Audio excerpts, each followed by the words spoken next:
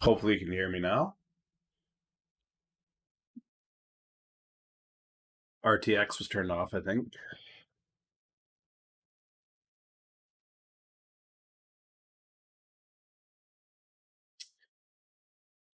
Yeah, I saw it. I hit the target. GameStop I said to 8. There it is. I was back at 4. You would have made 100% on that. I'm reading through the Novavax data right now.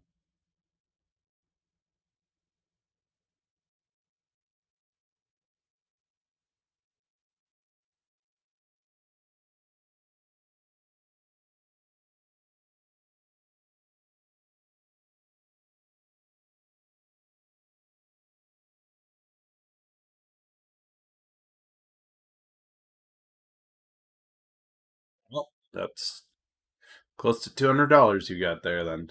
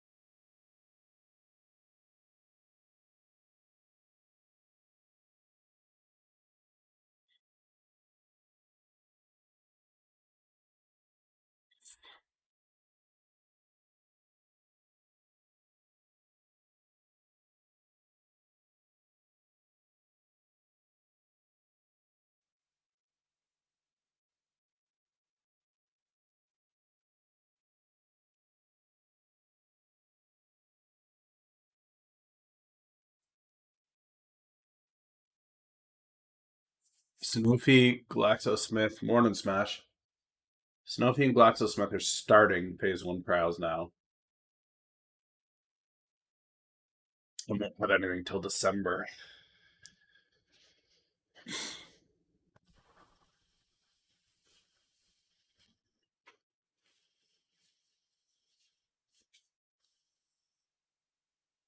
What? How do I change that?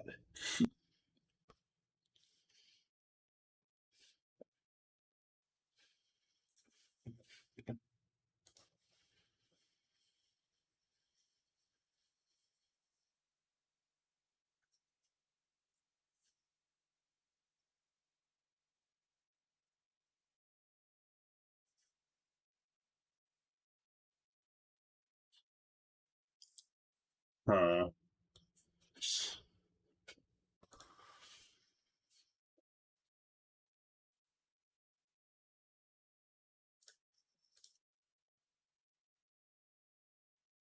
I'm looking for this.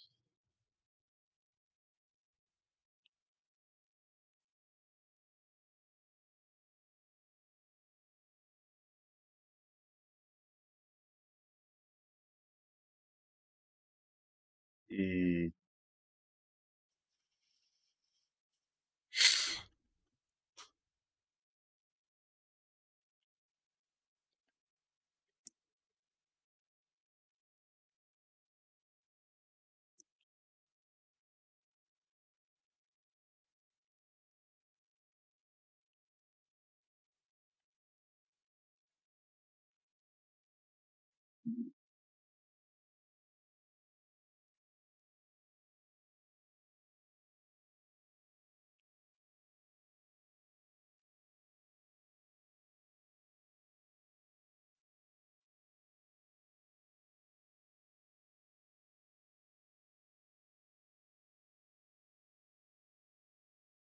All right, found it, updated it.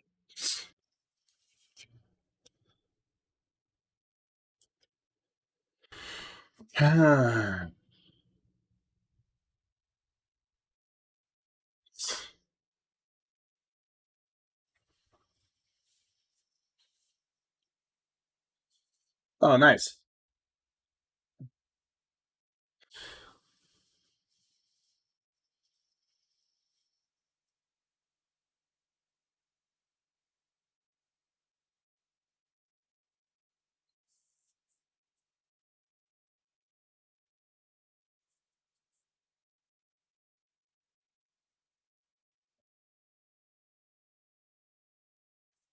That big.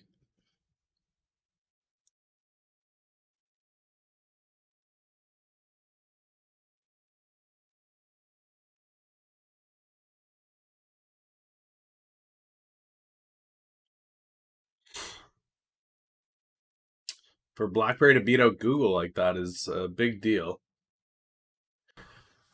Disney to release Mulan to Plus subscribers on December 4th.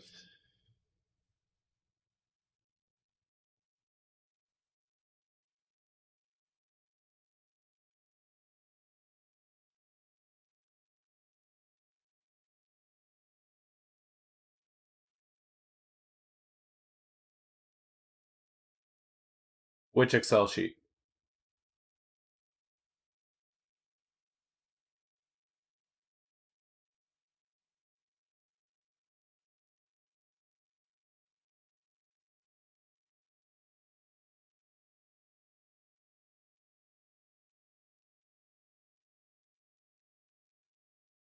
The one that auto pulls market data. I'm not sure what we're talking about.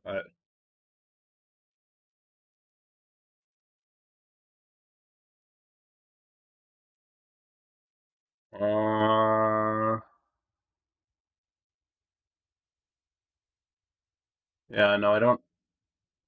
I don't have an Excel sheet that pulls market data. Every spreadsheet that I have, even if it has 4 pages, is one that.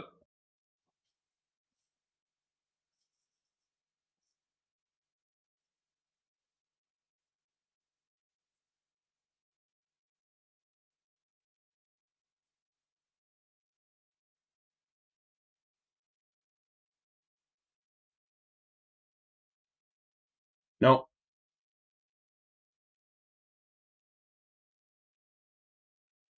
Um. Yeah, no. I don't have a spreadsheet that auto pulls data. I have to manually enter all my data.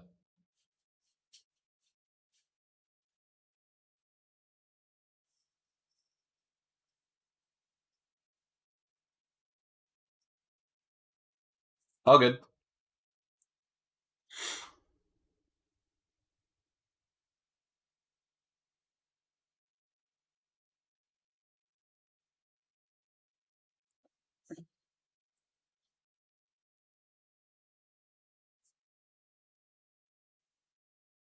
Morning, hair. Hey, CryoLife announced its acquisition of aortic repair device developer.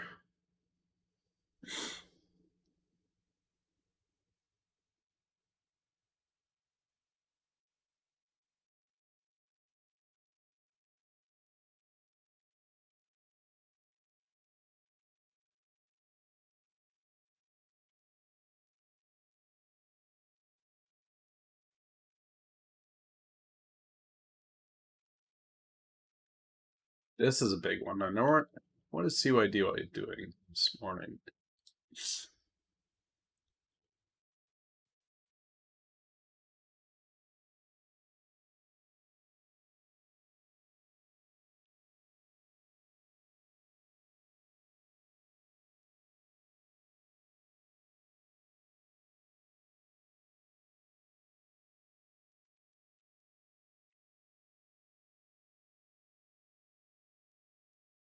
Oh, that's gonna be even more complicated, man. Options pricing? Oh.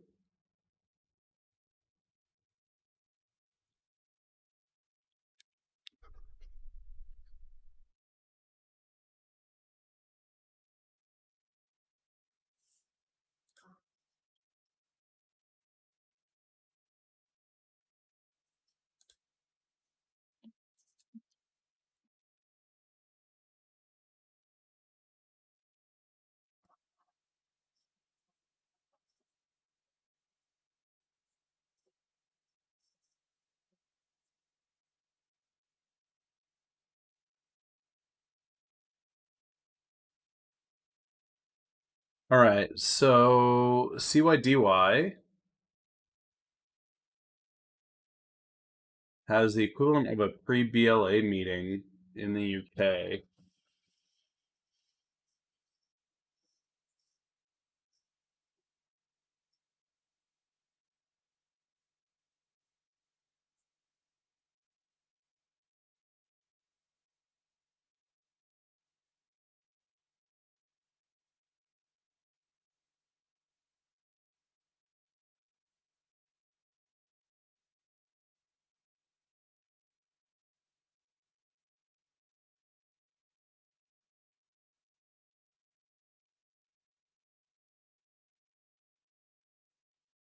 Yeah, it sounds like a pain in the ass, man.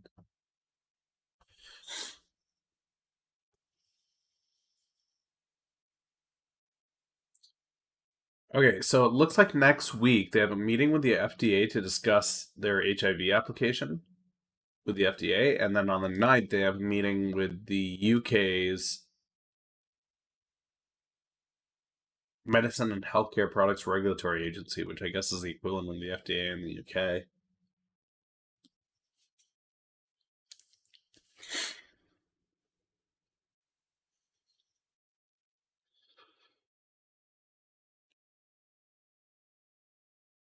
Next week could be a big week for this.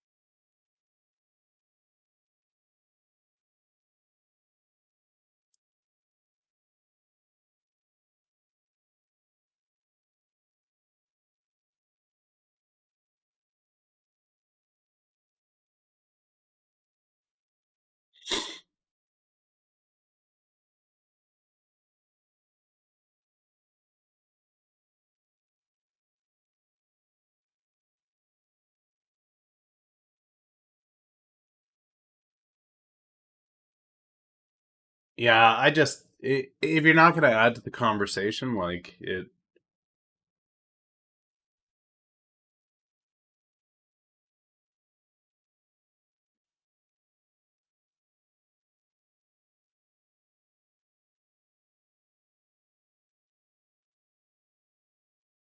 Right. August 14th, Sept applied for fast track approval to the UK's FDA.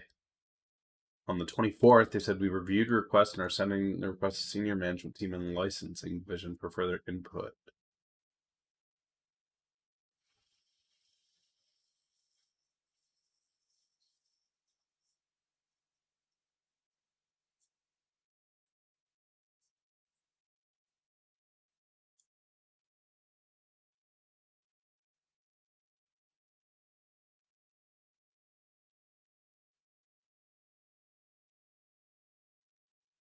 Okay, and then on the 27th, the MHRA discussed a route to market.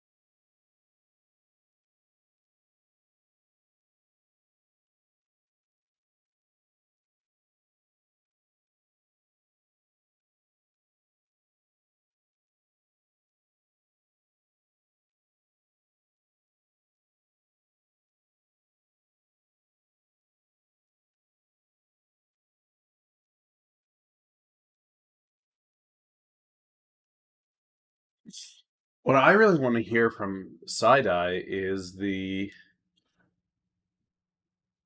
update on the New York Stock Exchange listing.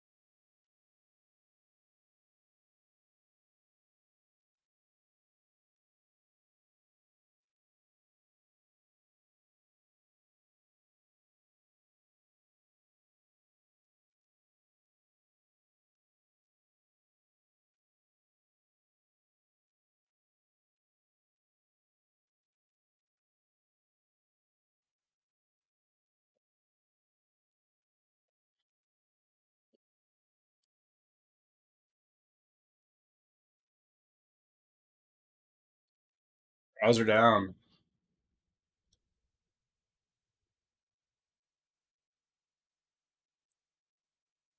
All right, there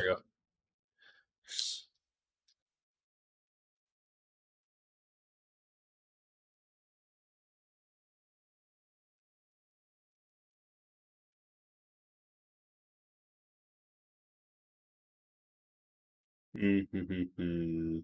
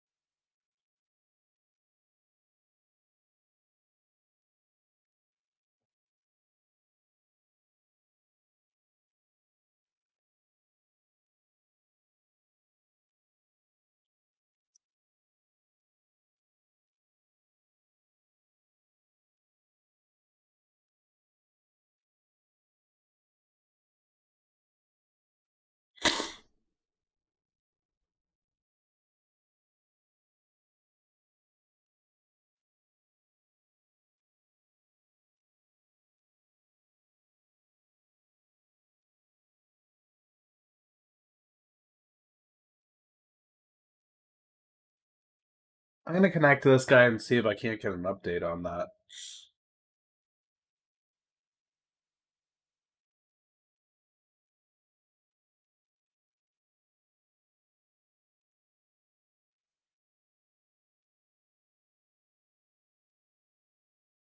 What are the requirements?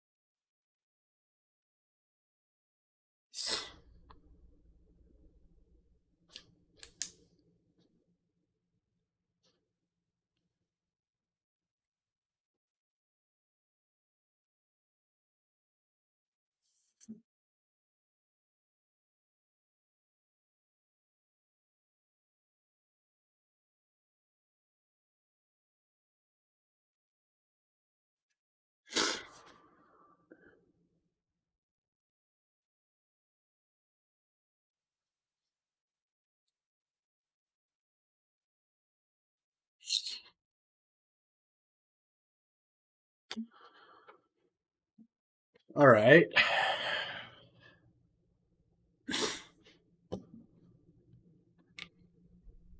Let's see if they meet these requirements.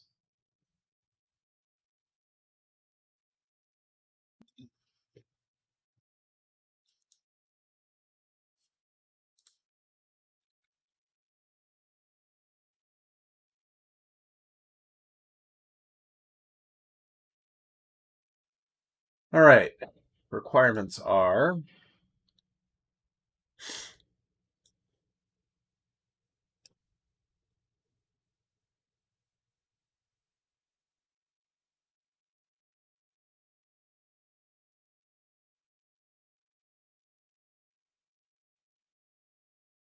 shareholder equity. Where do I find shareholder equity? Ask the Google.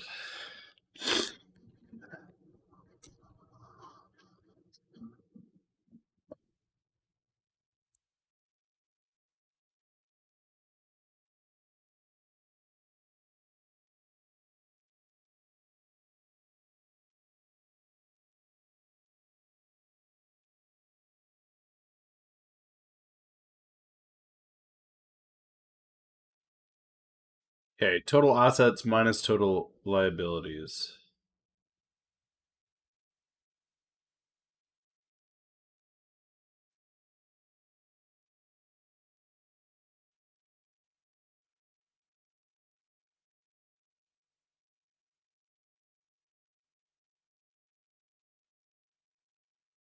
So that's as of May, 36. That's 36 million, right? Total liabilities, total assets, total liabilities. That's not good.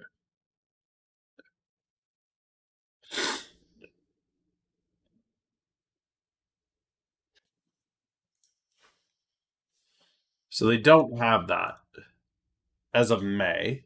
Let's see what their last quarterly was.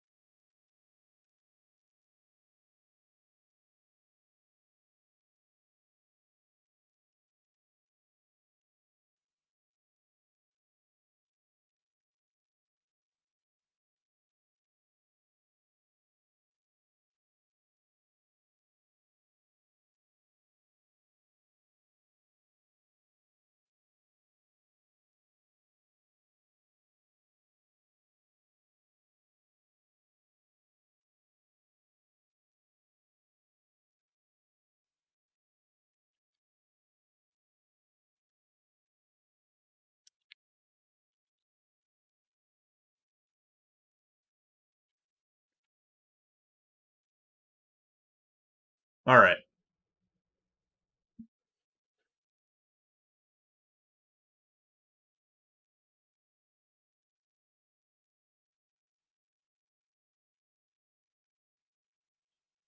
Yeah, so this is their annual report.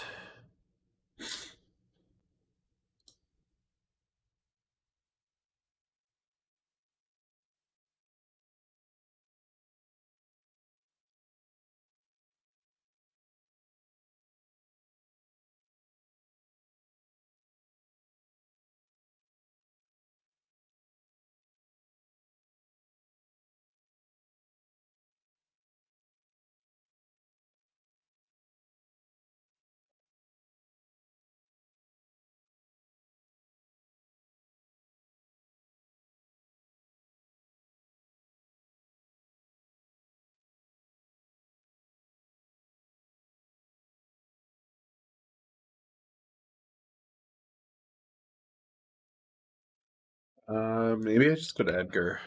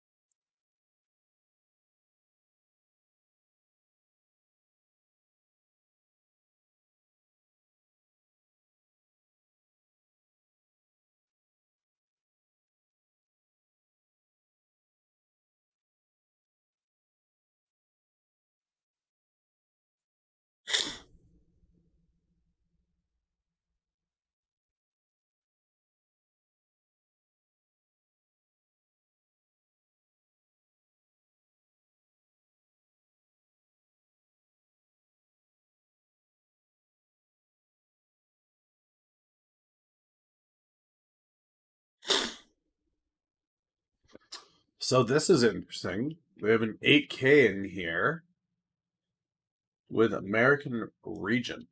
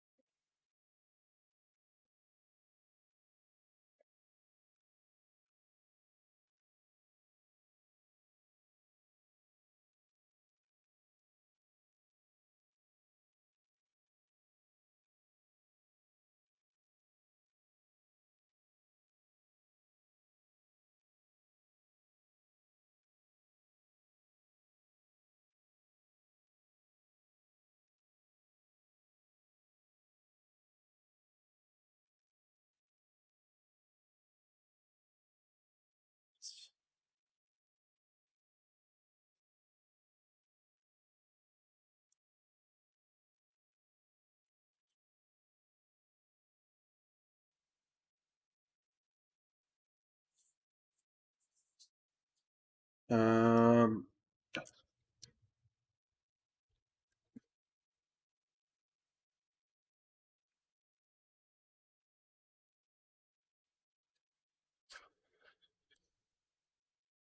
ooh, that's a big deal.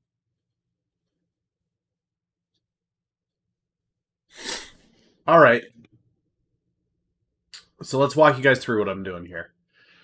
So I was looking for a quarterly filing on Edgar for CYDY, and I tripped across this 8K here with a company called American Regent.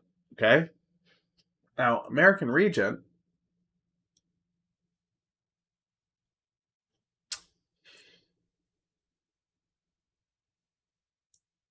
is a Daiichi Sankyo Group company with sales approaching $1 billion.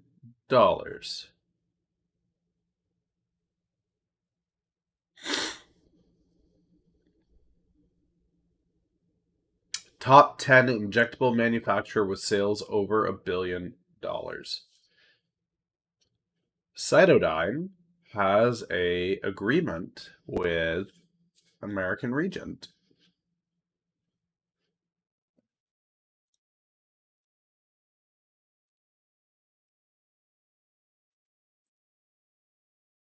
Now let's find out what this is for.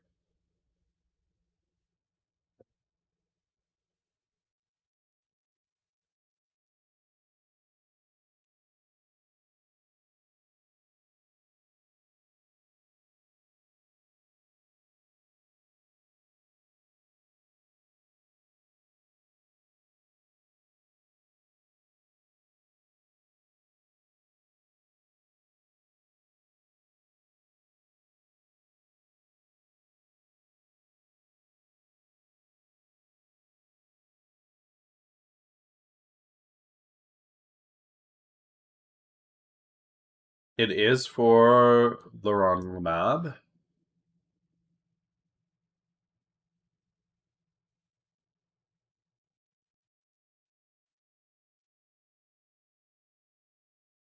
And it is for the sale and production of a treatment for COVID. Why is this not all over the freaking...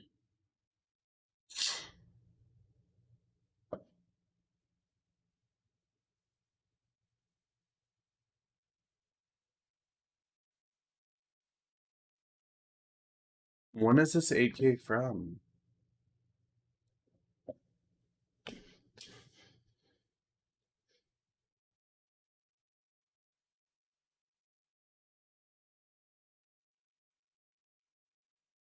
July 2nd.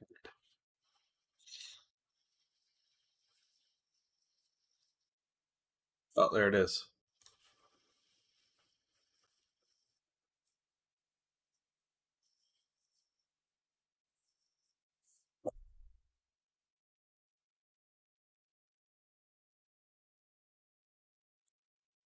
Okay, so that's a big deal.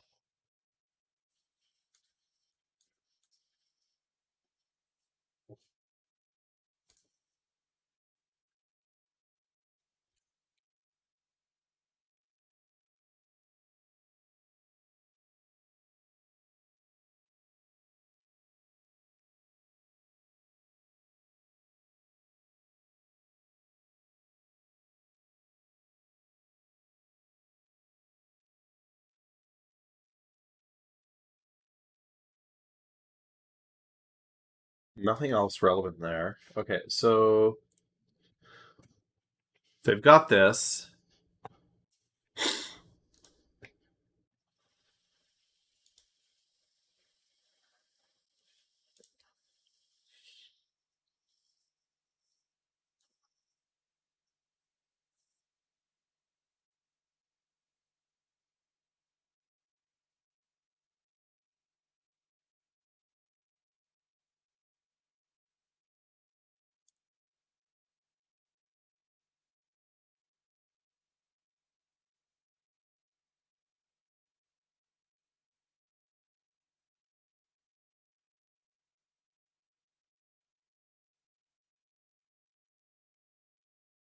$200,000 shares.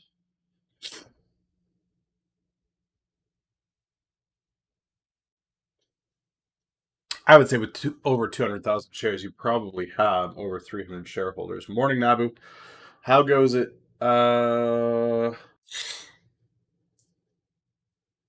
Total assets of 4 million.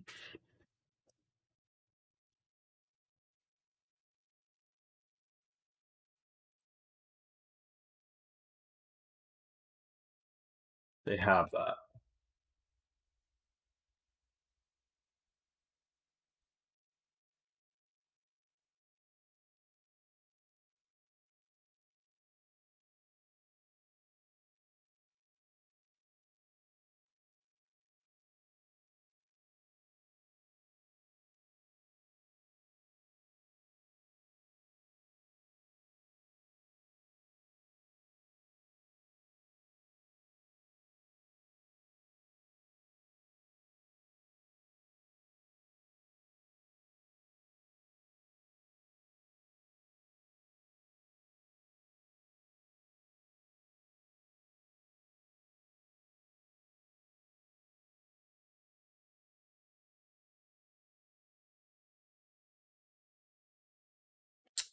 So the only one that I'm seeing that's causing an issue with this is the shareholder equity. They don't have that.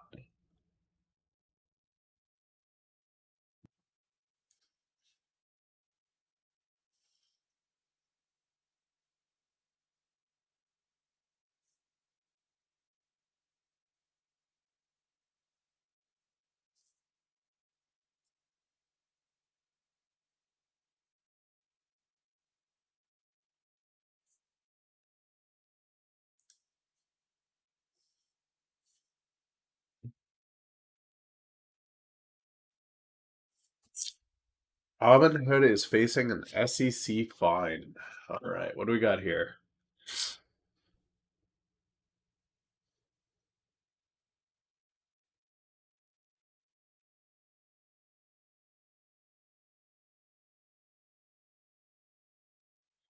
So, guys, this is something that we had suspected that Robinhood was selling information to bigger bidders, which is kind of what Martini and I were shorting. Actually, was we knew that as interest picked up on Robinhood, people would pile in. Uh, so obviously the big boys here that are paying for this fast access, so we would get in before Robinhood, causing these massive spikes, and then they would be the first ones out, these massive investors, causing a dump, and we would short at that high. It did not IPO, no. But what we're seeing here, guys, is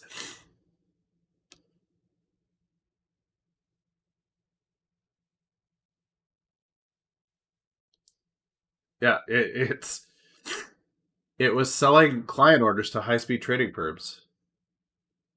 We would wait until around 10 a.m. where it hit that peak. I had scanners set up to identify which ones were the ones that were moving in mass volume. We would wait for it to hit the peak and then short at the peak and watch it fall. You know, we made about 70% gains. This doesn't still work though, but it did at the time. Tesla's at 420, really. Robinhood made $271 million from payments for the order flow.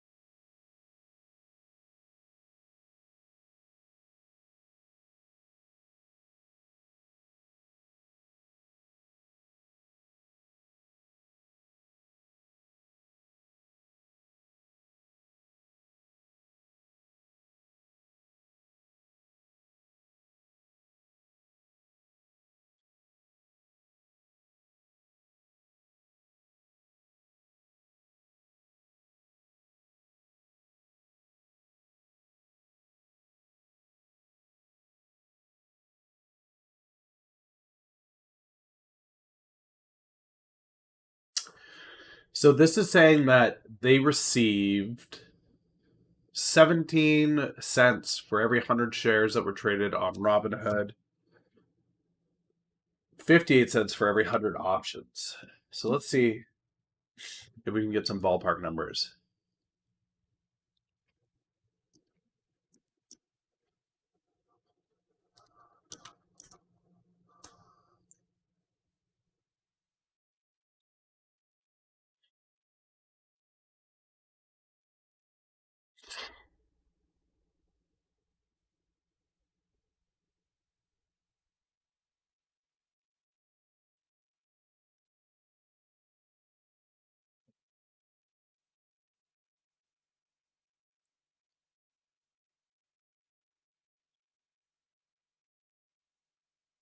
Okay, in June, they had a 4.3 million daily average.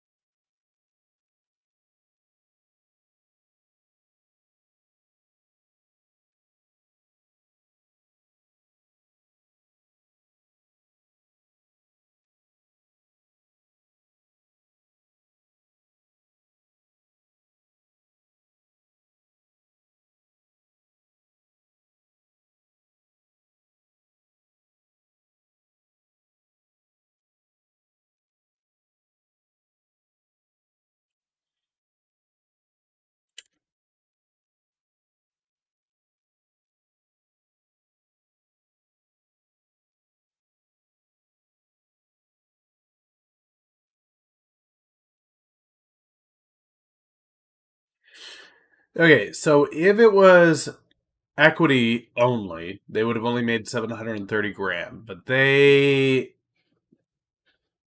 Where's that article?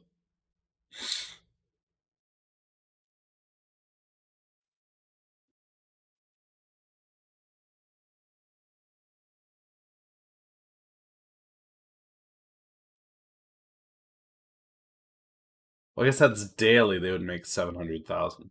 That can't be right. That's not right. Okay, so it'd be 4.3 million divided by 100 times 17.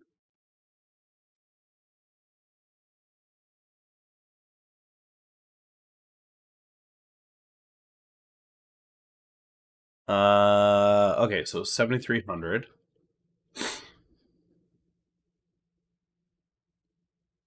So 7,300 52 by 5 minus 5. 255 by 7310.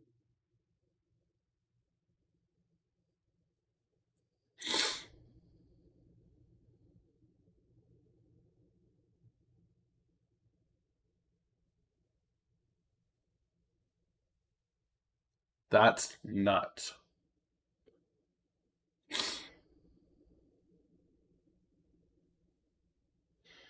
What this means is, so I'm looking at the numbers, and if it was just equity, they would be making significantly less than that. They'd be making more in the single digit million range, which means the majority of the traders on Robinhood are options trading, which is really scary if you think about it.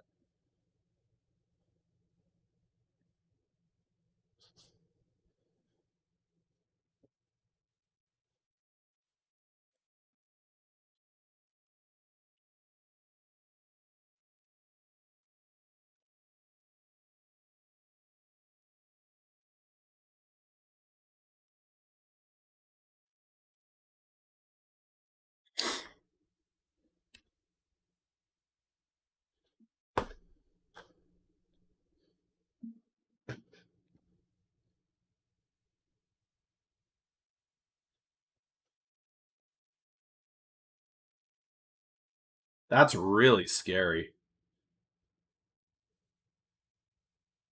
So they got paid $270 million.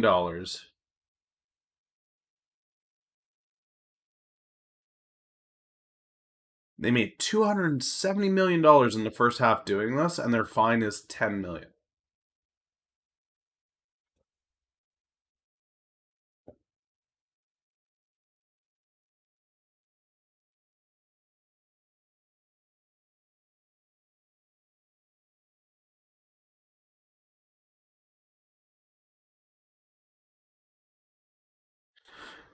So there was a bio bid on Kojiko from ATUS.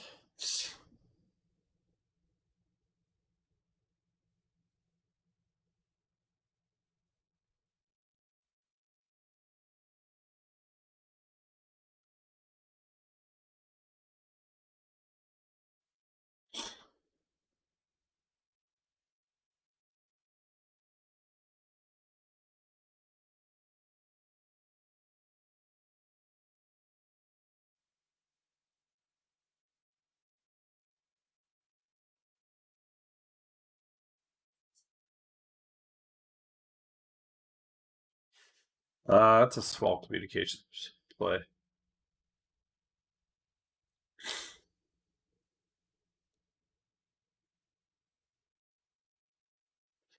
So, okay. Let's do this, guys. I'm going to go fill up my water, and when I come back, I'd like to dive into Wall Street Bets and just go through what's trending on there and see if we can break down some of it and see what the thought process is from that community. Because I don't know that the Robinhood strategy may be down. There may be potential in the Wall Street Bet strategy, so I want to take a look at that. But let's let's do. I'm gonna go grab some water, take a quick break here, and I'll be right back.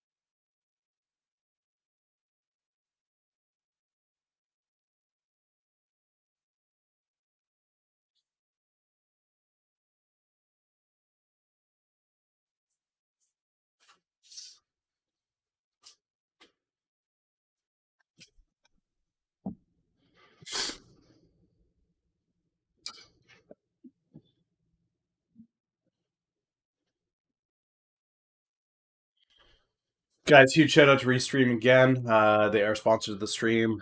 I reached out to them because I do use the tool all the time. It's the only way I keep track of you guys on all the different platforms all at once. So if you guys aren't using Restream, you haven't used Restream in the past, and you're a streamer, I recommend you check it out. If you've been thinking about getting into streaming, I definitely recommend you check it out.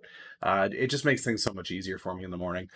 That link there is a paid ad. That's why we put the ad thing there. But yeah.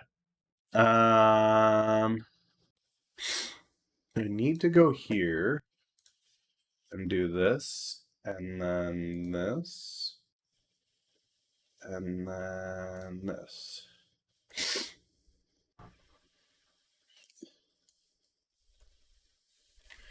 All right. Okay, let's do.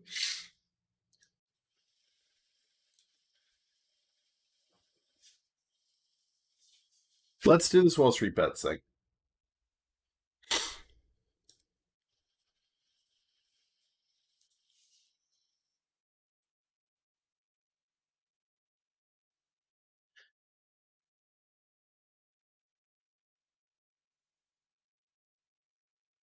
I did play a Costi. I did lose on a Costi.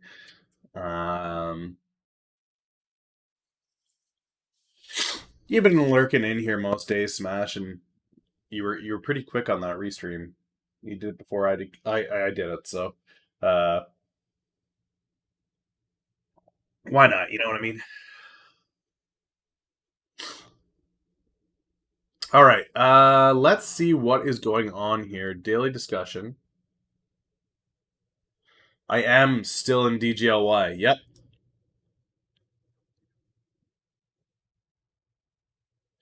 My thing with DGLY is I think that we just see an escalation into the US election. You know what I mean? I think we just see the protests get worse. Uh,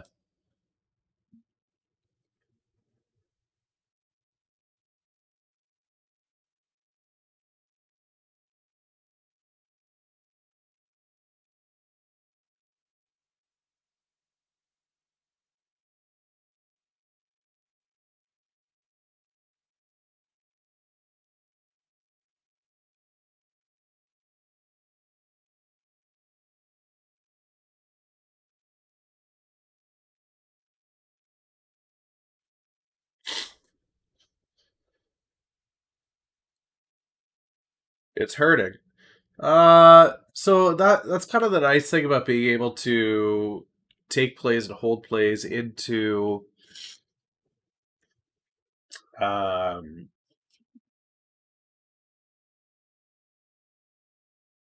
into Q4, right?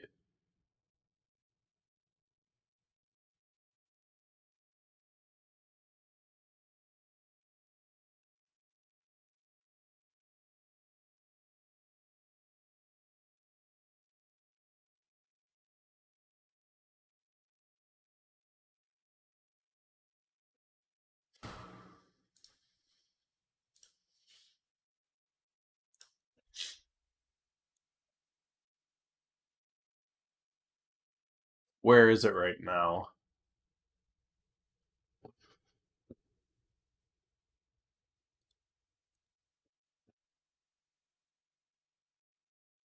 Yeah, so I've got a 235 cost average on it. That's not like I'm not losing my mind over it being down a little bit.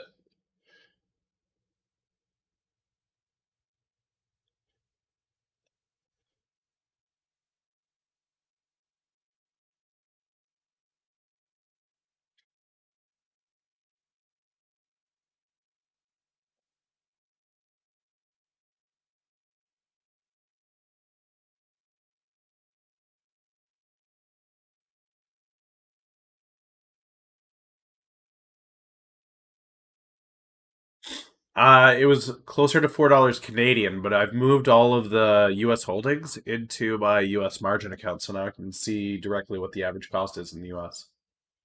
Um, so the big guys, if you look at my portfolio right now, you'll see down 23%, right? Like, yikes, that's crazy.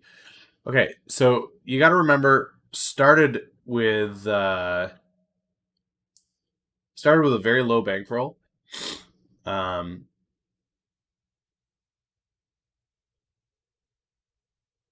and the beautiful part about this is, so yeah, I do have a Canadian margin as well. But this US margin account for me uh, is a Q4 portfolio at the moment. So DGLY headed into the election, I see protests picking up, and that's going to just continue to grow.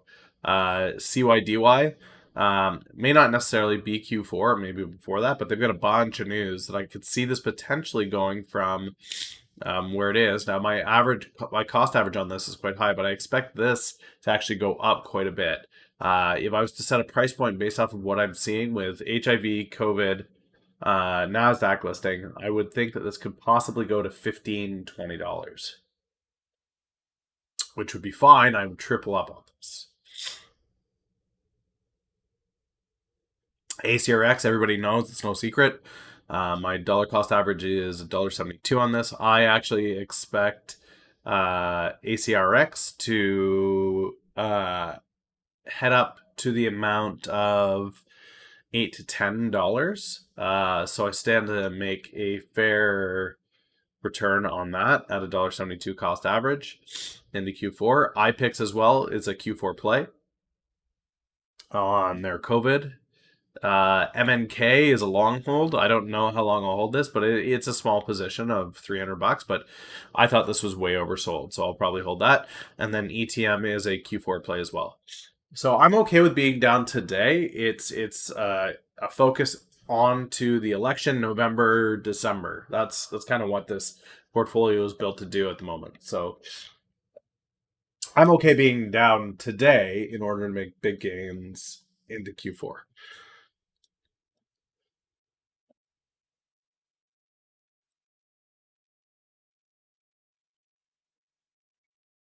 Okay, what are your moves tomorrow? Let's see what they're talking about.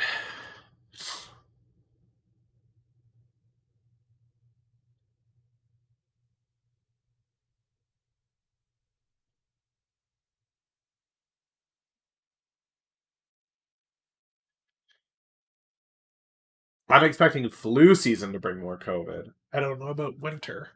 Um, Flu and COVID don't typically do well in extreme cold, but through the fall, yes, definitely, absolutely.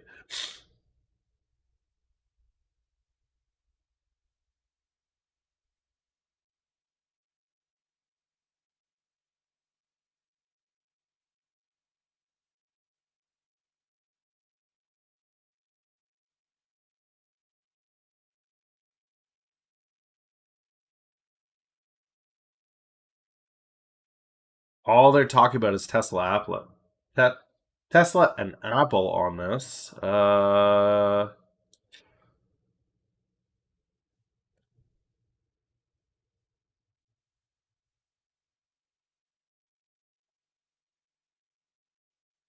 Salesforce, Beyond, DraftKings.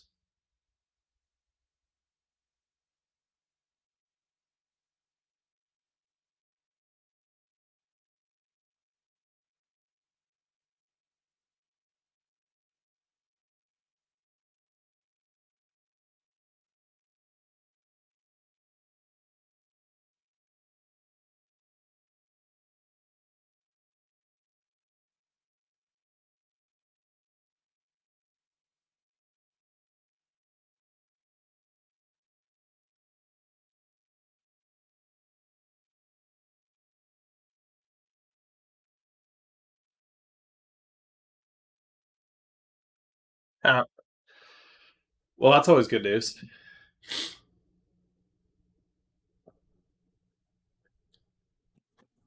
Uh,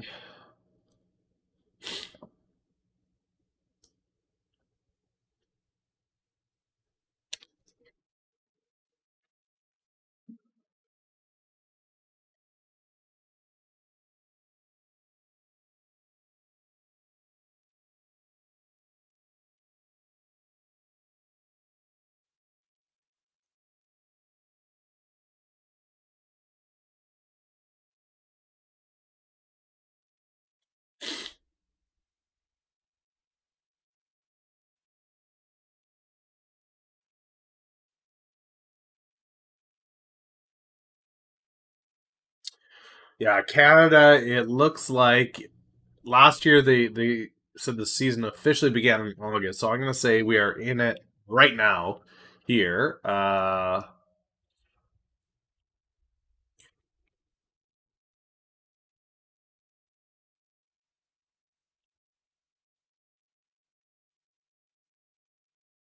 Yeah, so December through May.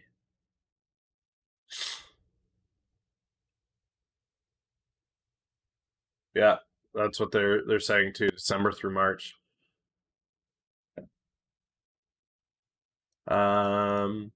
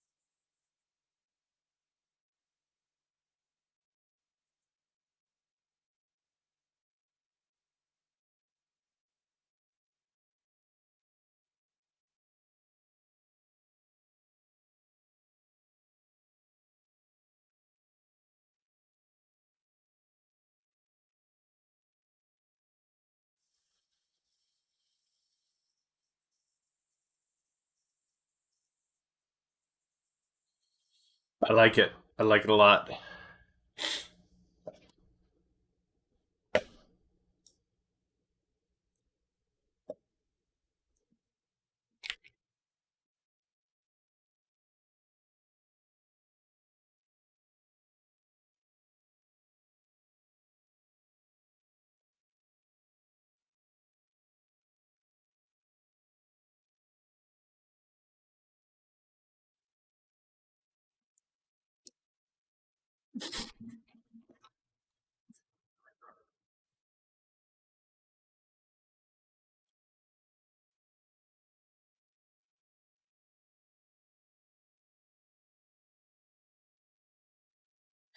I like both of those answers. It is typically due diligence, but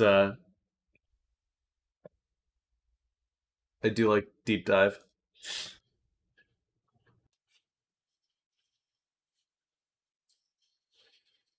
You know, I don't necessarily disagree with this due diligence on Beyond Meat.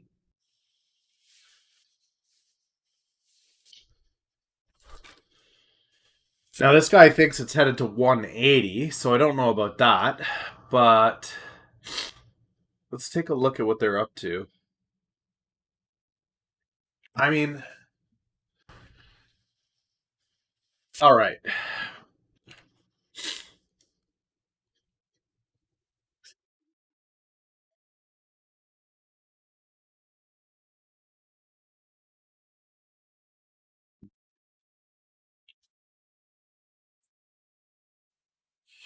180 by March, he's saying.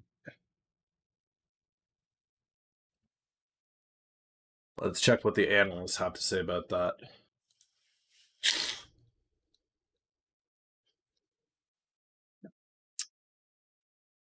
Guys, this is TipRegs. If you're not familiar with it, please get familiar with it. It's an amazing tool. I highly recommend it.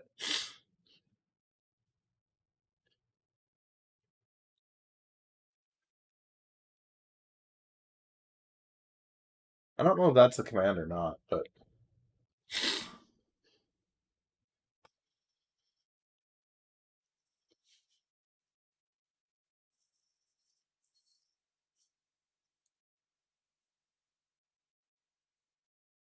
I mean, that's the high.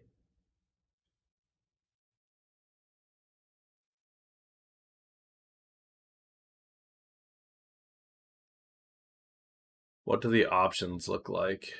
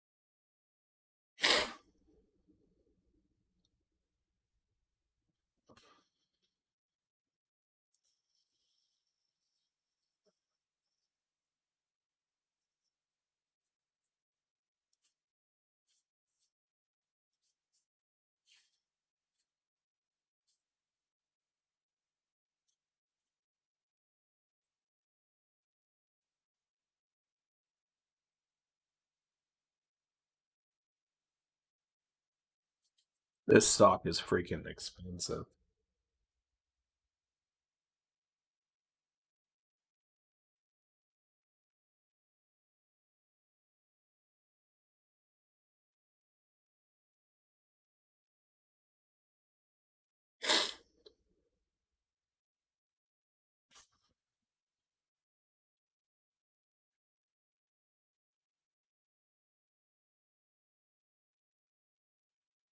Man, what is the command? I gotta.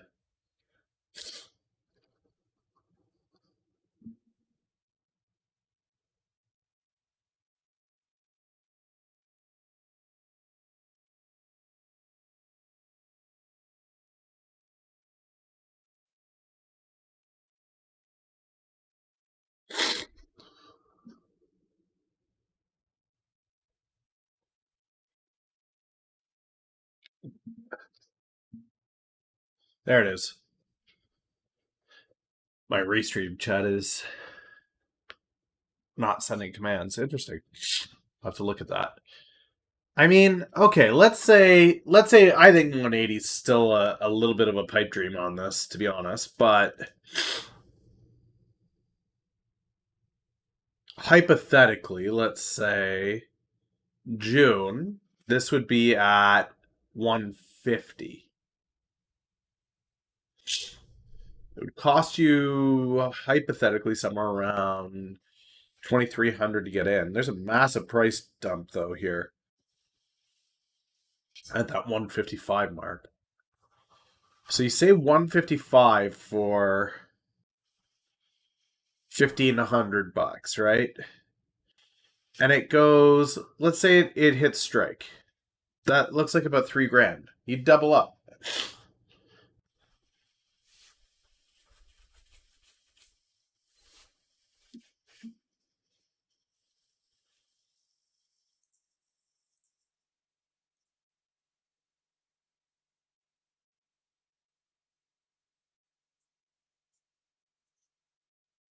Um, let's go to the big sheet here.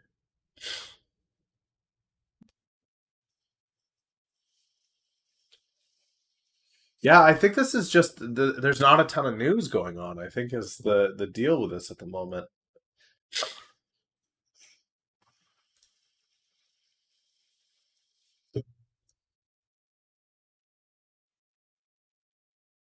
News is bullish, technicals are positive.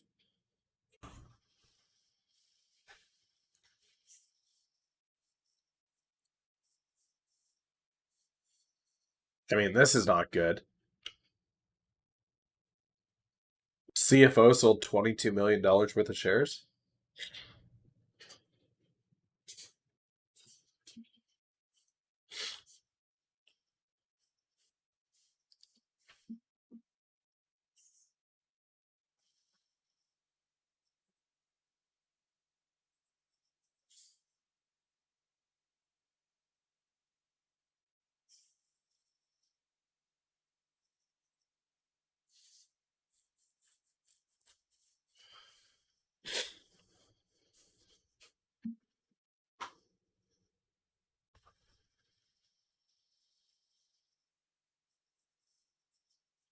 Uh,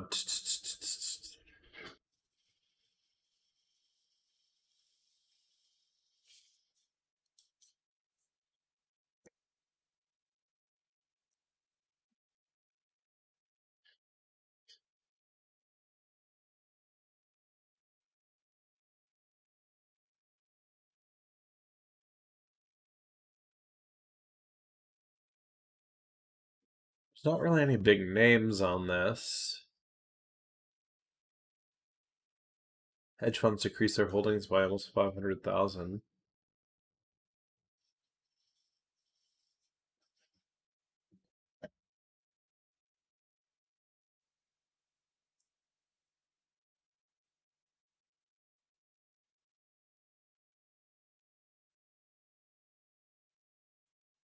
Informative is somebody that has insider knowledge as to the day-to-day operations. So you'll see typically that CFO, CIO, uh, and their chief growth officer. Now, what's interesting is I would think that these guys both had.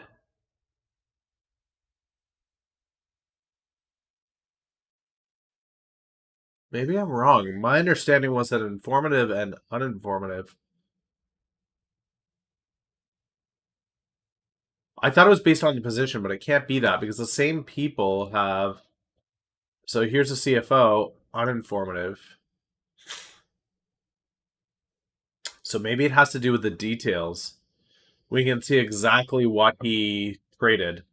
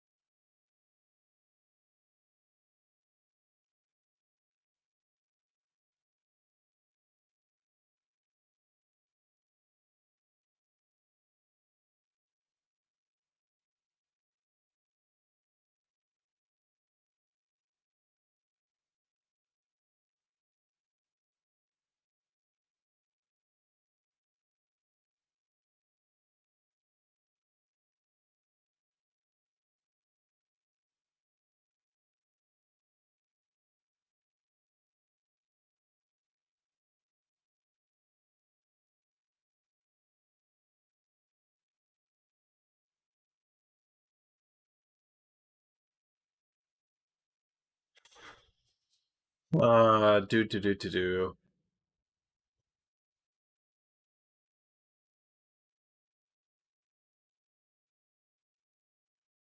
This isn't sustainable growth, but what would that look like?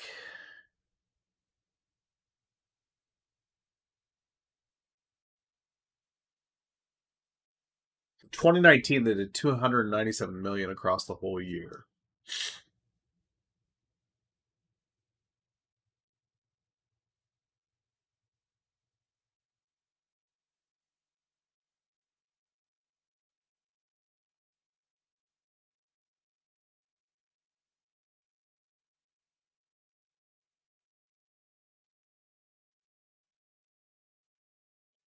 So they did 113 million in Q2.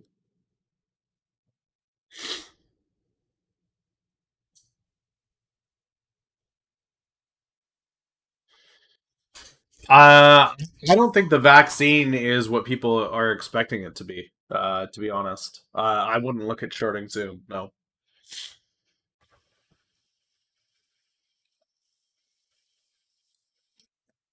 So here's the thing: they announced the vaccine, right? Well, I am going to come back to that. Okay, so I will be right back to that. I just don't want to lose my train of thought here. I want to see what they did on Q1.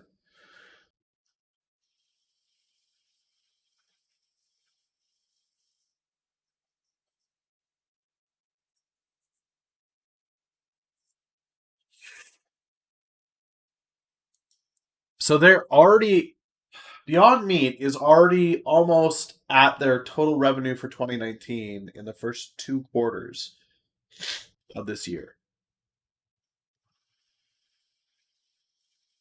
Maybe not exactly. They're at about 200 mil right now, 220 million.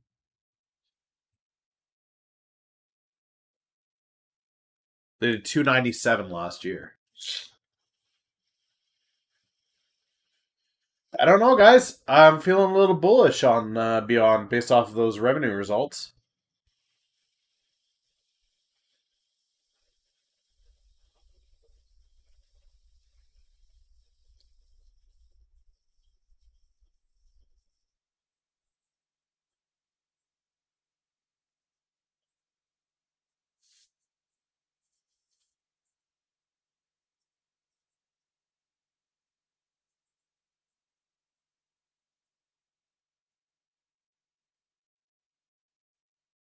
Yeah, I'm feeling kind of bullish on that.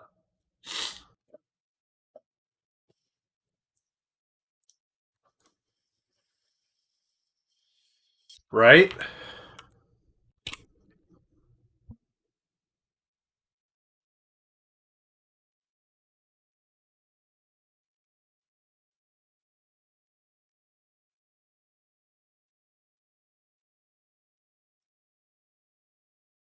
Dwayne Johnson's tested positive for COVID.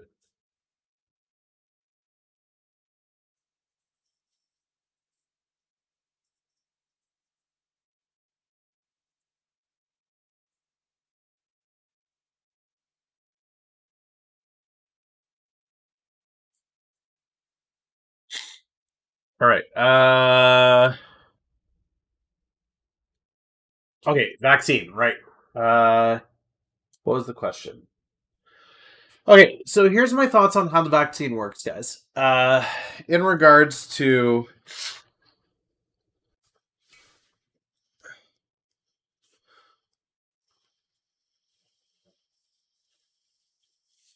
rollout of vaccine. So let's say hypothetically in November we get news that there is a vaccine, right? Okay, great. Fantastic. We've got a vaccine and it's good to go. How quickly can we produce vaccinations? Okay, so that's one thing that we got to ask. Second one is everybody going to get vaccinated?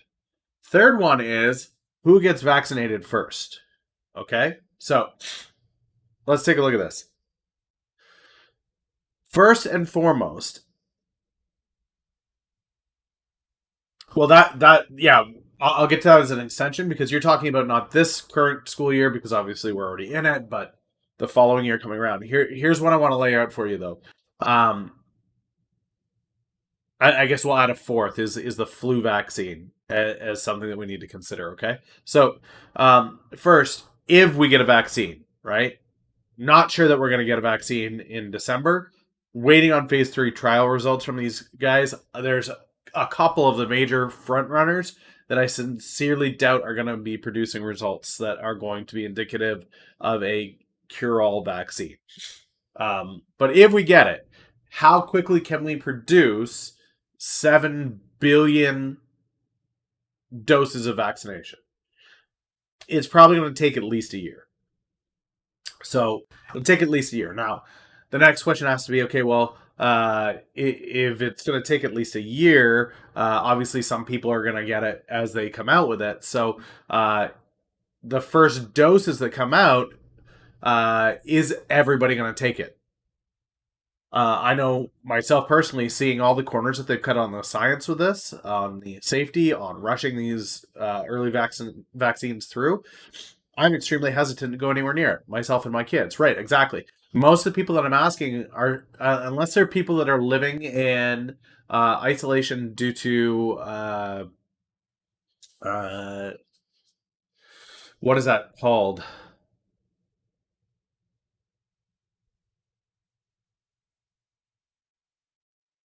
They've got compromised immune systems, right? So we're talking people with Hep C, HIV, people with medical history that makes up cystic fibrosis. Anybody that has diseases that are putting them at fatal risk of this, they will probably take it. But there's a lot of people that are asking, like, do I really want to take this thing that's been rushed through? Right. And there's some people that will be required to, and yada, yada, yada. But the reality is this. Not everybody's going to want to take this first vaccine that comes. The next one is, of the doses that are available, who often sees the drugs first? It will be the rich, the wealthy, the affluent, the political. They will get first dibs. And so what you'll see is the majority of the people at the bottom won't see these vaccines. And then you have to add on to it first world, second world, third world country, right? Clearly, China, US, UK are going to rush to making sure their citizens have vaccines. Where, Zimbabwe, Ghana, Togo, like these countries are going to be suffering. India, these countries are going to be suffering to produce this vaccine for their own country. It's a bit of a reality of it. So that all leads into, we'll say, that first year. So we come back around to next July or August, and we're looking at this going, okay, so we've had the vaccine now for almost a year. Has everybody been vaccinated? No. We've had some developments with the drug.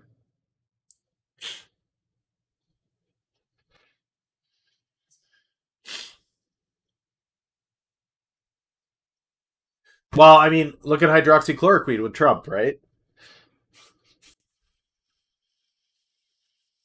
Yeah, it's a global thing, and I mean, given that a lot of people are hesitant about it because it gives China and Russia easy access, I would assume China and Russia are using it as well.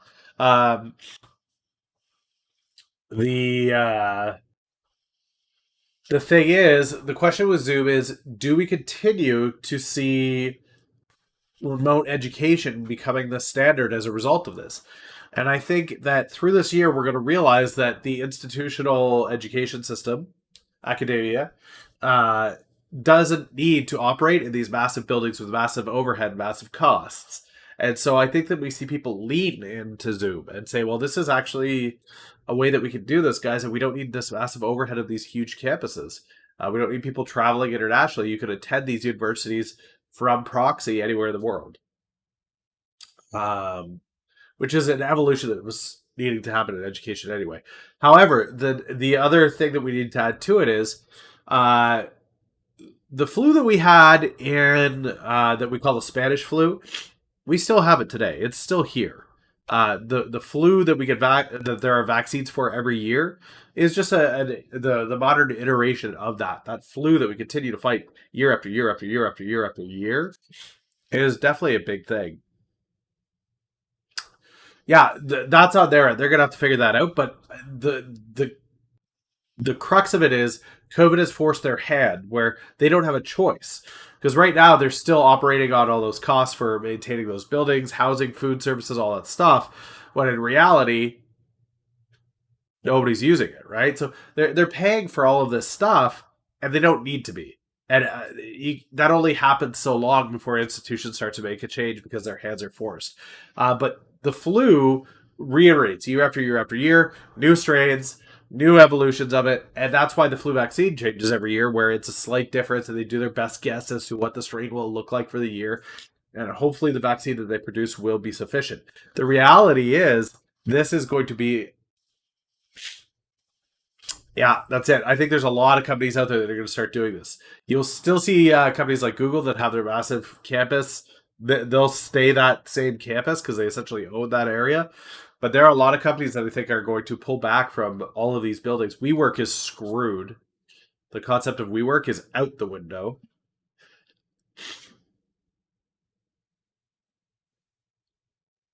But I think that we see COVID keep coming. I think we see COVID keep coming. It's going to be here. And I think what you start to see happen is every year there'll be a tandem vaccination. There will be a dual vaccination or a combo vaccination for flu and COVID moving ahead. And so I don't think that this is going anywhere. And I think that given that we have the technology and the capability to be a remote society, that you're going to start to see that happen more and more. Uh, so to answer your question on Zoom, I think that it's still going to be quite strong. I don't think I'm not looking to short Zoom.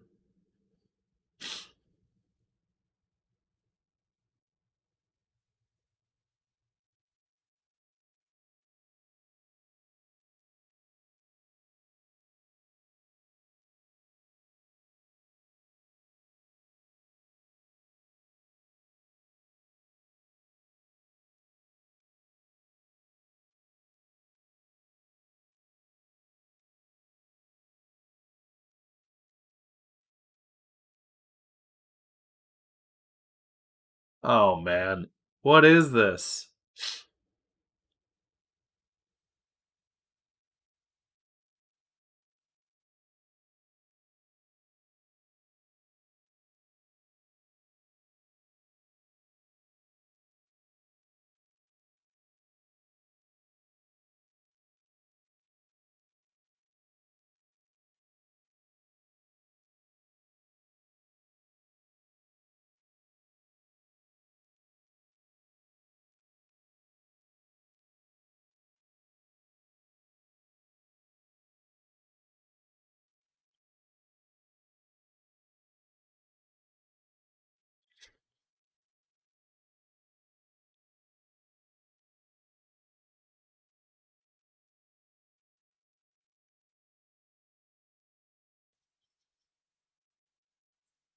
This is Rochester. This is New York.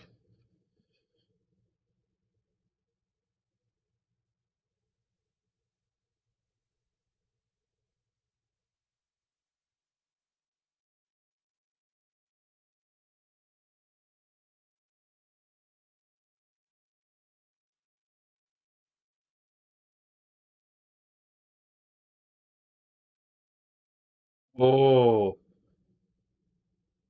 All right, boys. What were we just talking about with COVID? Or with Beyond Meat?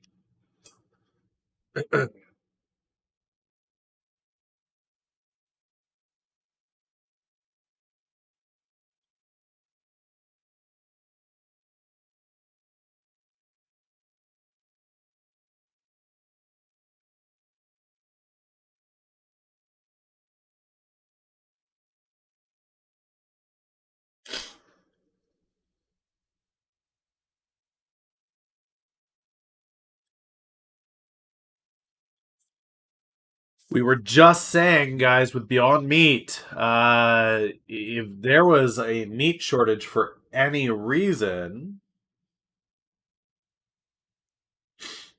that would be cause for concern, right? Um,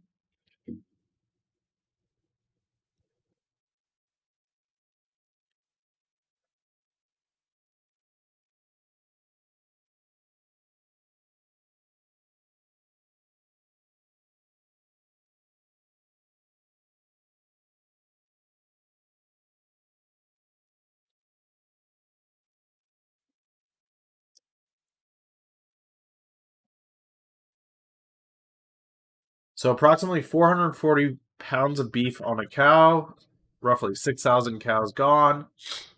That's 2.6 million pounds beef gone.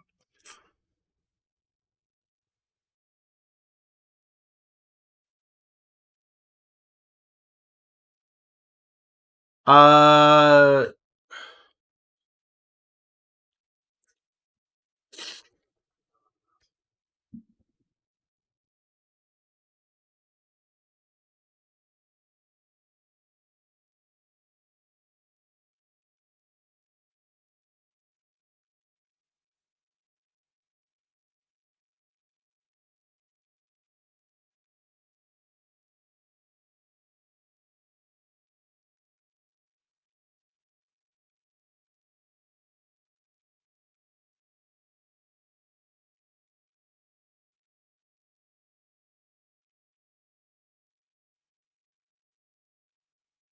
yeah, swine flu is going crazy through there.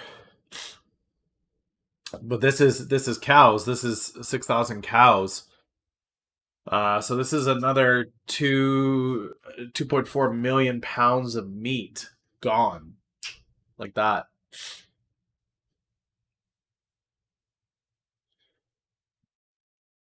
Mm.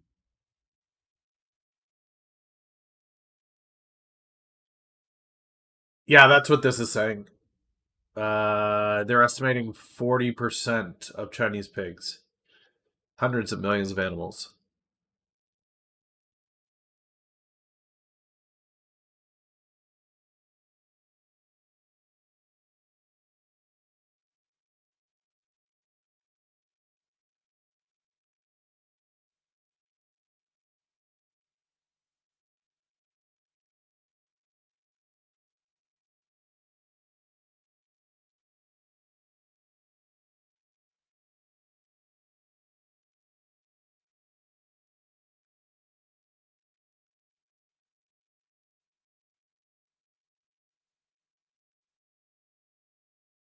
Yeah, that's this article here. It's from well, this is what are they saying? August?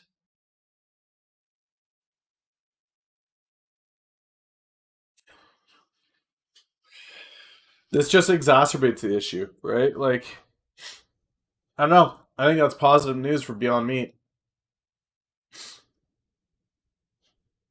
It's up slightly pre-market.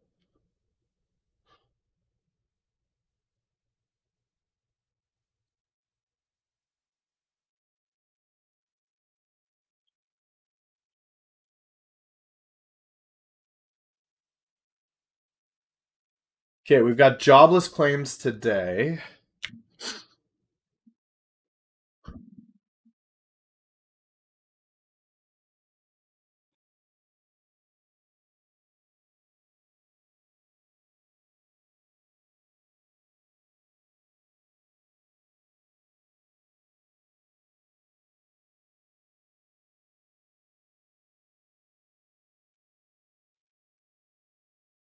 Their forecast, the consensus is a million still on initial. Continuing, they're expecting 14 million.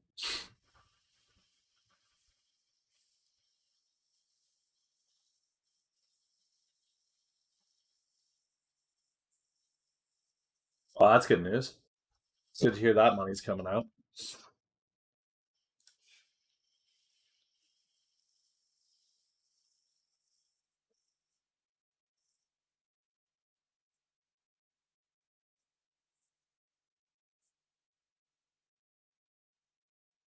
Why are we talking about emissions cut right now? The whole world is dying. Like, get your heads on straight.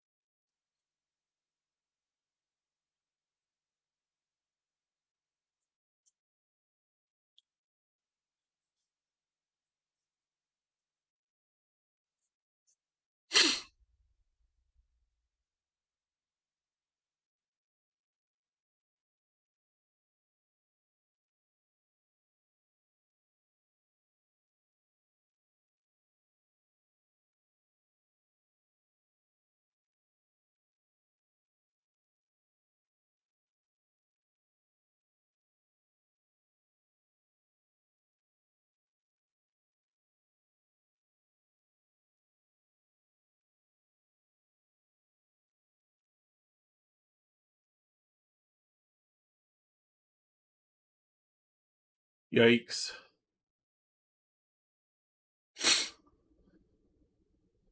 Greece is a non-issue. It's a non-starter. The only big issue with that is tensions between Greece and Turkey cause tensions with the EU, and that's one more thing for Merkel to deal with.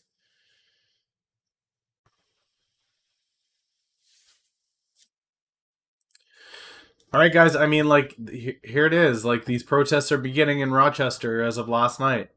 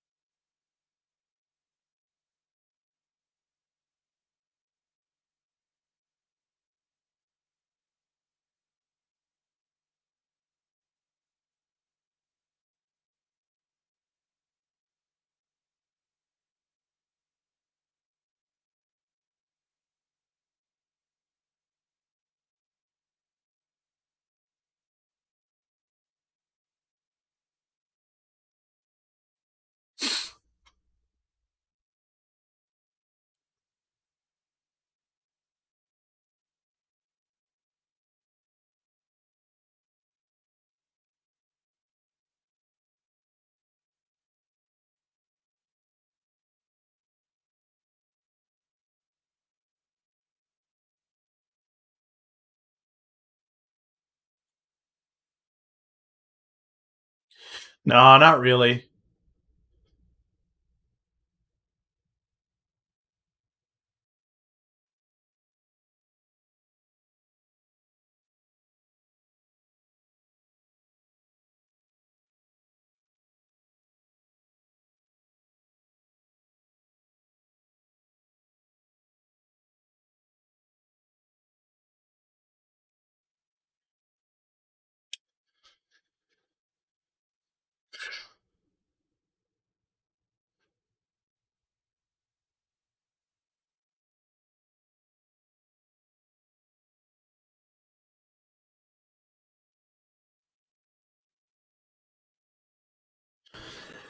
So this is what I'm getting at with DGLY, guys. This is why I'm confident that DGLY will continue to be a play heading into the election. We're just going to get more and more news of this, and as these cases happen, and as we see more and more of this, because it's still going to happen. People say, well, surely no police officer out there would do something like this, and then we get the incident with the guy who gets shot in the back 7 times, right? These things are still going to come out. And as they come out, it's going to cause protests. Those protests are going to cause riots. Those riots are going to cause more issues. The police are then going to try to deal with the issues. And to cause this to de-escalate, what we need to have is a track record, which means body cameras, non-lethal enforcement. That means DGLY. It really does. It's just it.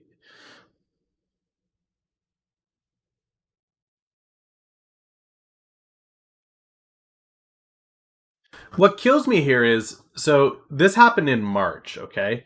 And what it says here is their investigations are still open. I This is the part that kills me.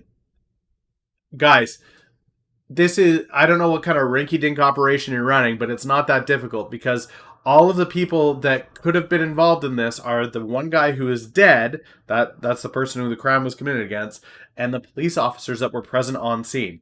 Put all of the police officers into a room and say, what happened? We put a bag over his head. We held him to the ground. Who held him to the ground? These two. Great. Everybody else leave. You two. You held him to the ground for 2 minutes. He couldn't breathe. Why'd you do it? Here's why we did it. Okay. That's not good enough. Here you go. And you hand them over to the Attorney General. That's it. That took, like, what, 10 minutes? Investigations are still ongoing? Like, what?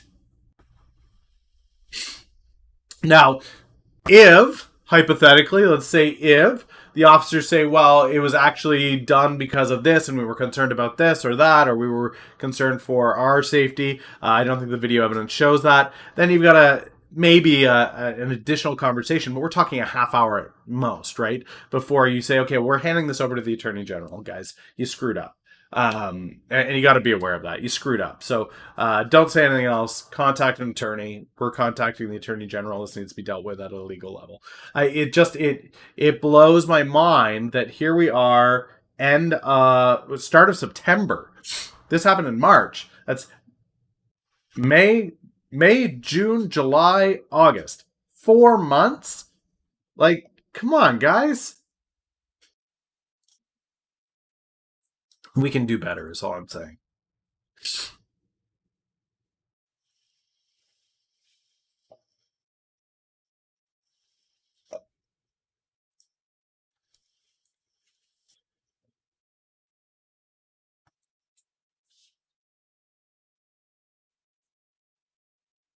Hold on here. Hold on. I want you guys to be able to hear this.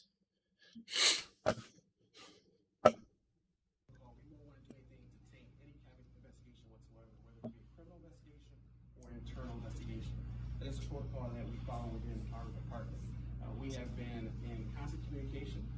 When I asked the DGLY office to take a look at it, and then it was taken out of the district attorney's office based on the governor's executive order 147.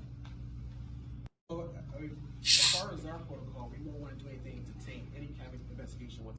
Okay, so he's passing the buck along, is what's happening there. He's passing the buck along. He's saying, we pass it along to the necessary sources. Those sources then pass it along to the necessary sources, and then they didn't do anything with it. So that's why I didn't hear about it. It's not a cover-up. It's just we didn't tell anybody.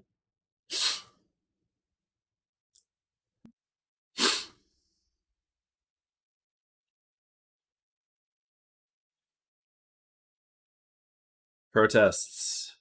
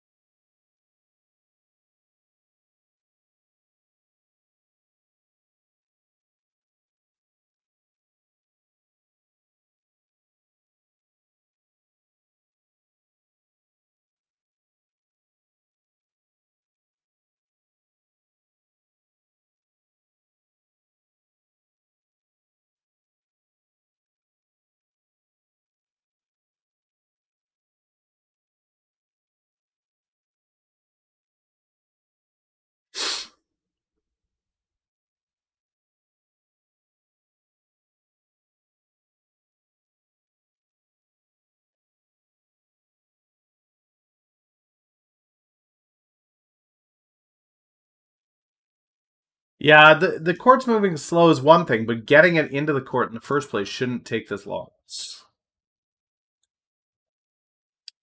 Investigation ongoing means that it's yet to actually go to the court.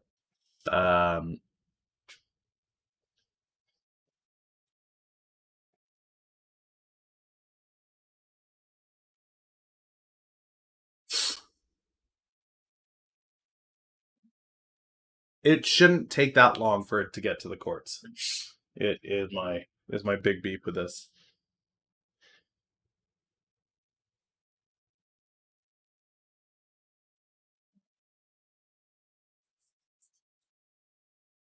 But even with the backlog, so these officers are still on duty. These officers are still on duty. They haven't been relieved of duty. They should have been relieved of duty. They should be awaiting their court date. That should be what's going on.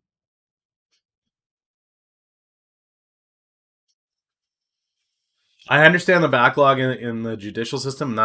That's fine. I get that, but that charges haven't been filed in 4 months is ludicrous. The officers are still active duty is ludicrous. That's ludicrous. It's nuts.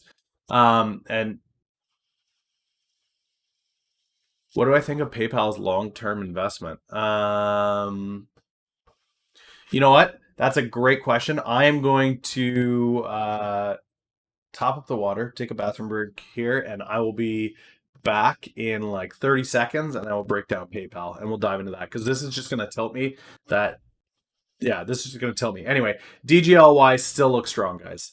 DGLY still looks strong as a result of this and events like this that are going to continue to happen. So that's why I'm bullish on DGLY. There's just going to be a greater and greater need for body cams, dashboard cameras, and non-lethal enforcement. DGLY just looks like a really strong play from here into who knows how long, especially if Trump gets reelected. Who knows how long? That's my thoughts on that. Let's go to this. And we'll do a little bit of this, and we'll do some of this, and I'll be back, guys.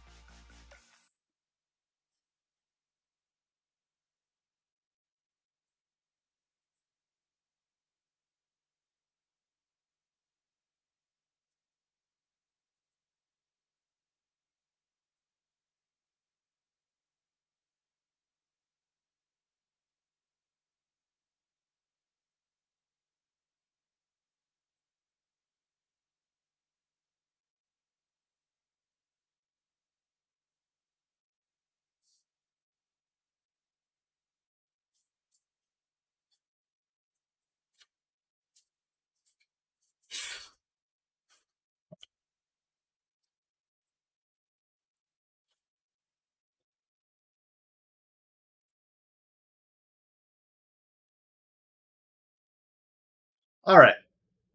PayPal.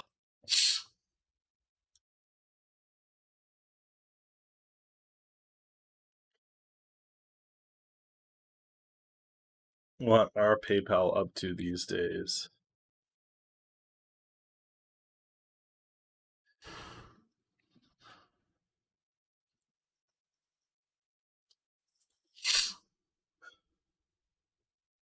This is huge.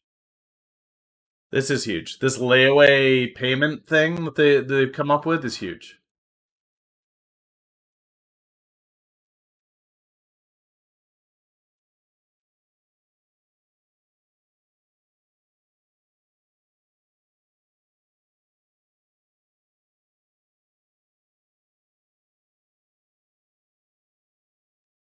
This is huge. So this pay in 4 thing that PayPal has introduced, guys, especially headed into Christmas, is going to be massive. It is them trying to segue into that, I think. Short-term loans, small loans. My thing with this is heading into the Christmas season. This allows you at interest-free, and that's the big one here, right? Interest-free installments. So whatever you buy, you pay for in 4 installments. So let's say you want to buy, I don't know, let's see what's gonna cost around $600 come Christmas. I know there's something that's coming out around Christmas time.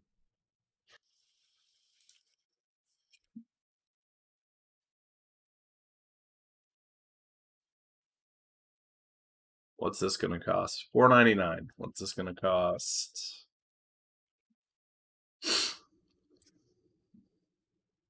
$4.99. What's the new Nintendo Switch?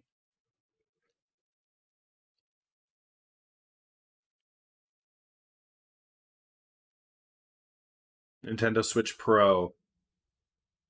Probably gonna have a similar price tag, $4.99, right?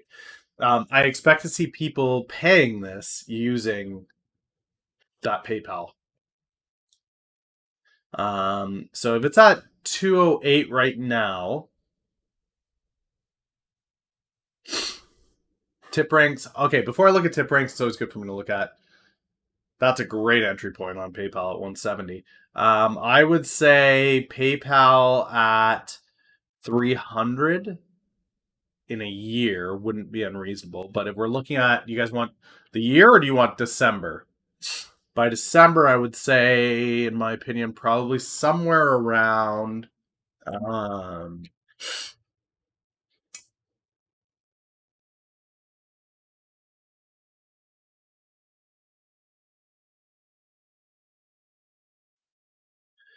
I would say somewhere around the 250 mark isn't impossible by December or Q1 2021. I don't think that 250 mark is out of range. I really don't.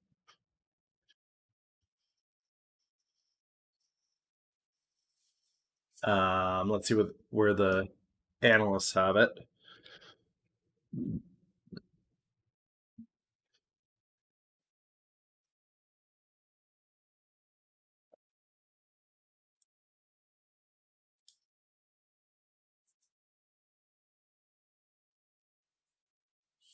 No.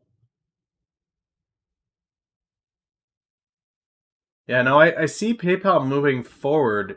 Um, there are a couple things, and again, my projection is into December, right? I'm looking at it into December, and here are a few things that I know are going to happen heading into December. Okay, Christmas season, Black Friday. Uh, so you're going to massive spending like crazy. People are not going to be going to shopping malls. Will be online e-commerce. People are going to want the new stuff, but they can't really afford it right away because they don't have cash because there won't be a stimulus until November, post election, right?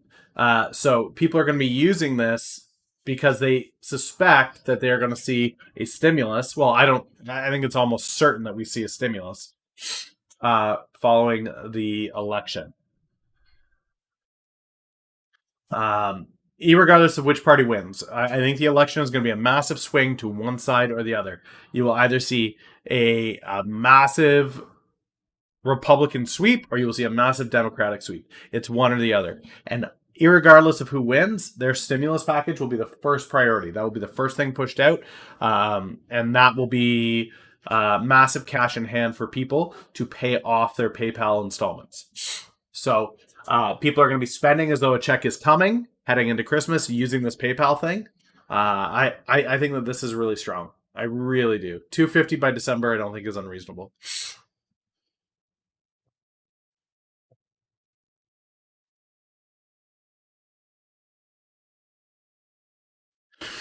I'm starting to question even that. I'm starting to question the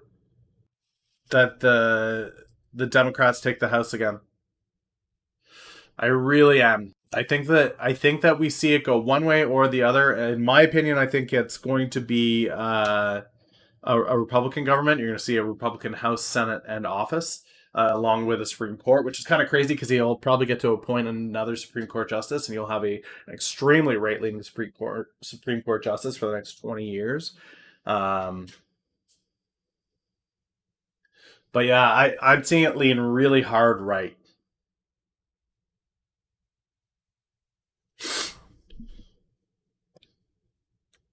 Let's see.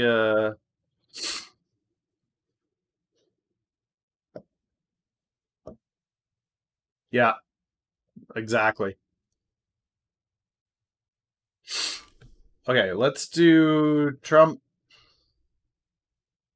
compared to Biden. Okay, there's Trump and Biden. Let's do Pence. Let's do.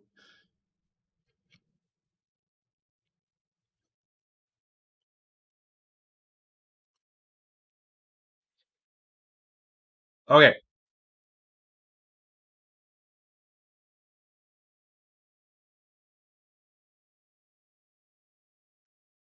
I knew he meant. I knew he meant. Ruth Bader Ginsburg. Uh, okay, so Trump. This is in the. I'm going to assume this is in the millions of search queries. Um, so here's the thing Biden's been quiet. But look at this. The only time that Biden came close, so there's Biden there, confirmed as the Democratic candidate. And then since then, non starter. Every time Trump goes up, Biden goes up alongside, but then Trump peaks and Biden falls off. Like it's just, it's massive. Even so, you look at Harris here. She gets a huge spike, obviously, because she's announced as a vice presidential candidate for the Democrats. But the reality is, it didn't. Her announcement. This one here. Yeah, that's probably the impeachment.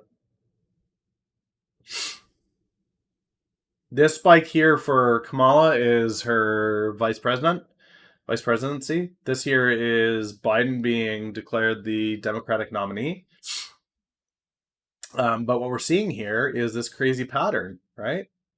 Now polls for, if we go to U.S. polls.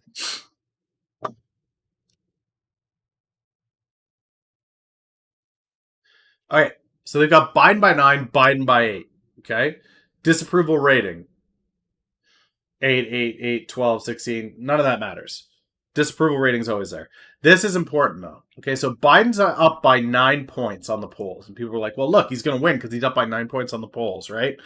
Not so fast.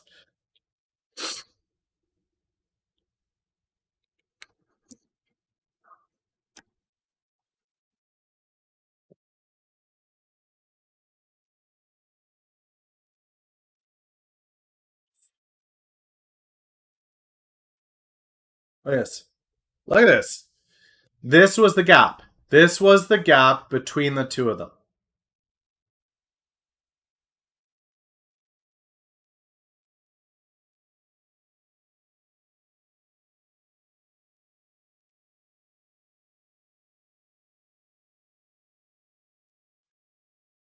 Heading into the election, that was the gap.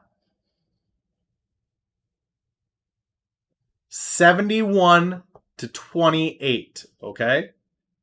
71 to 28.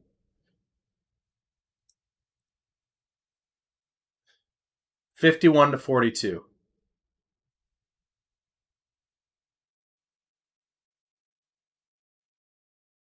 I mean, what I like about this site is it gives you kind of a breakdown of everybody. And it also gives you a breakdown of the ranking. So this BAC that you're seeing, it's on the quality of the survey. So how it's done, how they select their group, how they the size, the scope, all of it. They have criteria on 538, and so this breaks it down for you from, okay, well, you've got a C plus here of a disapproved +1. Well, Rasmussen is considered right leaning, so it's a C plus. There's bias somewhere in this that they're seeing, right? Whereas a B to C is like, well, there's a little bit of bias, but it's not crazy. Anything that's an A is extremely unbiased, so probably much closer to an accurate representation. So I really like this tool for that. But what's crazy to see here is this gap is nowhere near the gap that Biden or that Trump had with Hillary. And if this is all he's fighting, is this meager 8.9 point gap, that's not enough. It's not enough, especially if Trump can get a vaccine out to the people. Right now, the only checks coming to people are checks with Trump's name on it because the government can't get the job done. And the big face on can't get the job done right now is Pelosi and Schumer. And Schumer and Pelosi are not looking good. I have seen that.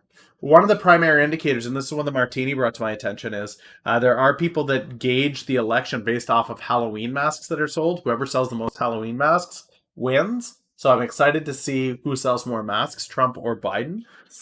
But yeah, let's take a look at the Vegas polls here.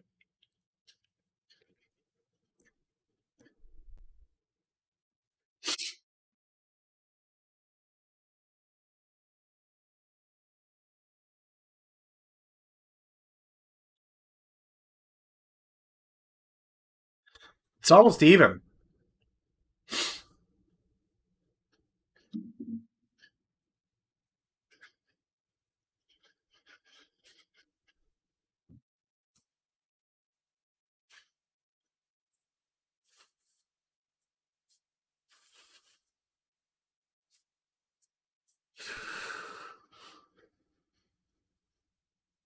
Trump is a slight favorite to win at the moment.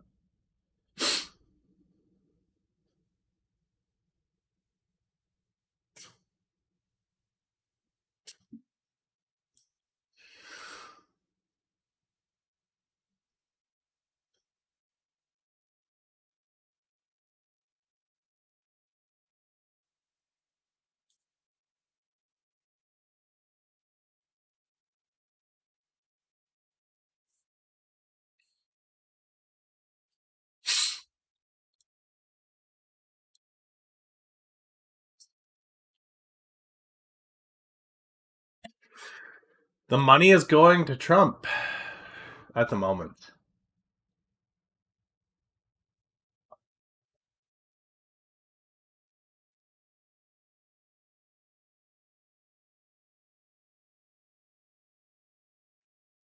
Ooh, Avengers is coming.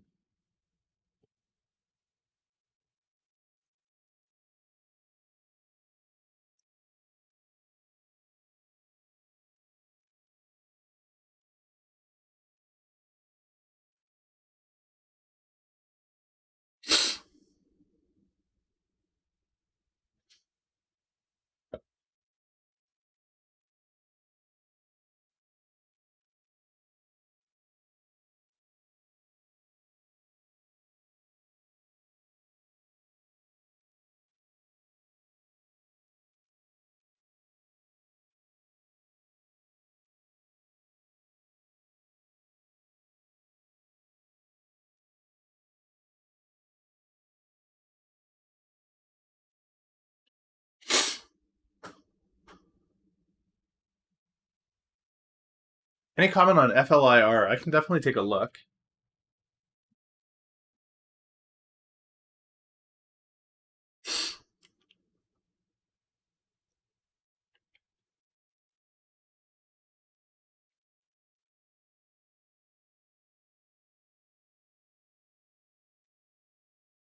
There's lots out there that are starting to say Trump. People that know me, that know my channel, know I've been saying Trump from go. I could not foresee a circumstance other than death. So he has a heart attack or a stroke or something and is unable to serve. But Biden just does not beat him in an election. Honestly, the Dems would have been better to run. To run somebody like Andrew Yang, who's younger, has less of a track record and less of a history for Trump to use against him. I think Yang could have beat Trump.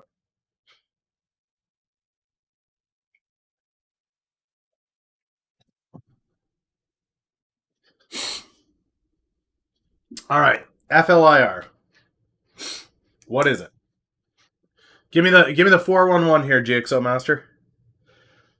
What is it?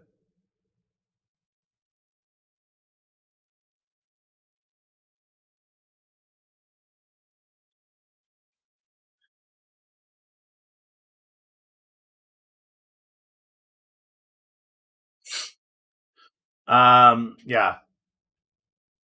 I honestly, for the life of me, don't know why they picked Biden. They should have known that he was not going to get the same response as Obama. If that was the play, that was wrong. Especially looking at his voting record, it's abysmal. It's too much ammo. And just because he chose a black candidate to run with him, that doesn't secure him the black vote.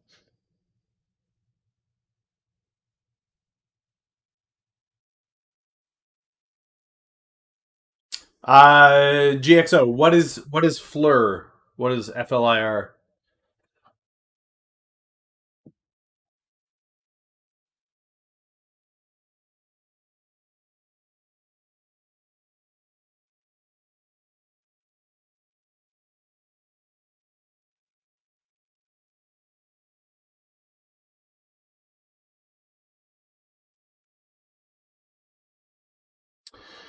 Huge thank you to everybody that is following, subscribing. You guys rock. I know I don't do the pop-ups and notifications and stuff. Huge shout out to you guys that are up at 6 in the morning doing this with me. Always welcome. Always love having you guys kicking around. All right, thermal imaging. So is this a COVID play then? Is that the idea?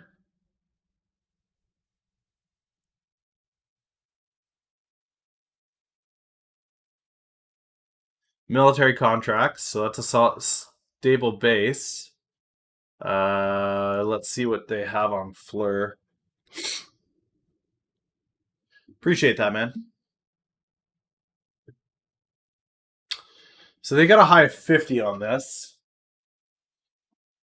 Thermal imaging is going to be important moving forward, but I know DGLY also has a thermal view. So for me, as an equity play, I would probably be looking more at DGLY because they have a similar system for cheaper.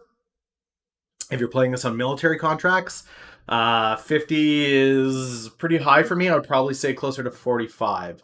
For me, there's not enough growth in this, but depending on what you're doing with, that's equity I'm talking. If you're talking options, I mean, we can look at an options chain on this if you want.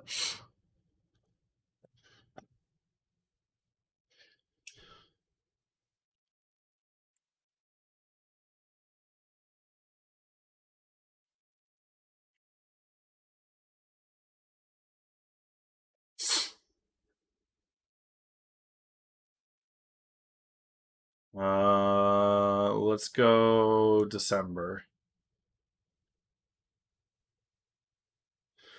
I mean, it looks like there's enough milk in this.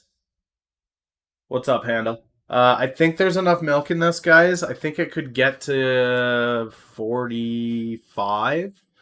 It looks like the theoretical on the 45s for December are $1.29 right now.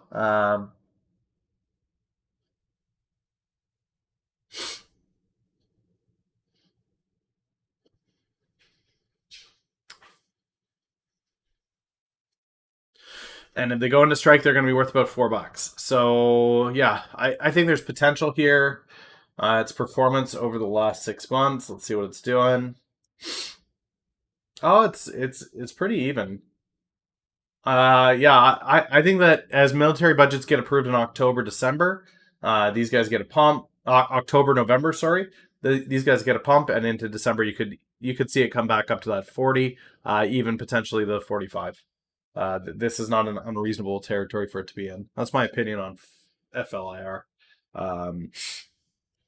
Would love to hear your thoughts, though. What you're looking at, what you're thinking about GXO. I'm not sure if you can hear me.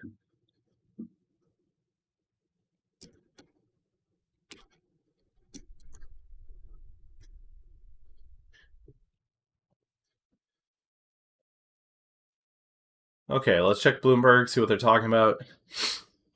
Brits are hoarding dairy.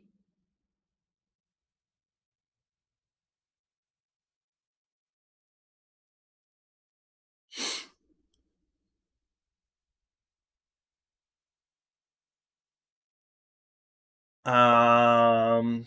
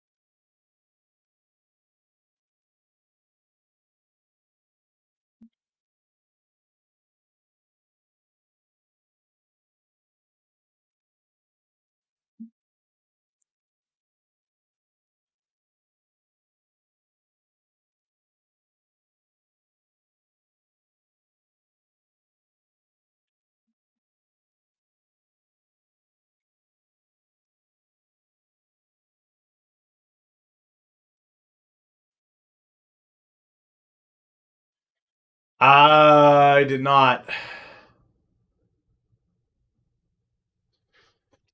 I don't remember the name of it.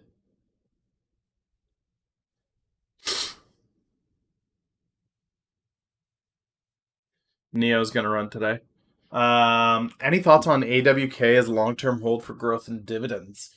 Okay, well, we haven't done any divvy talks yet today, so let's take a look at AWK. What is it? What are your thoughts on it? Why do you like it? Water works, so I mean, it's a good stable industry. Divvy's a little bit low for my taste. We're looking at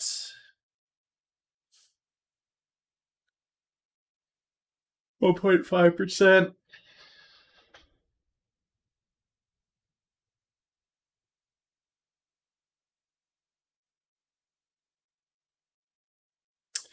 Uh okay. I would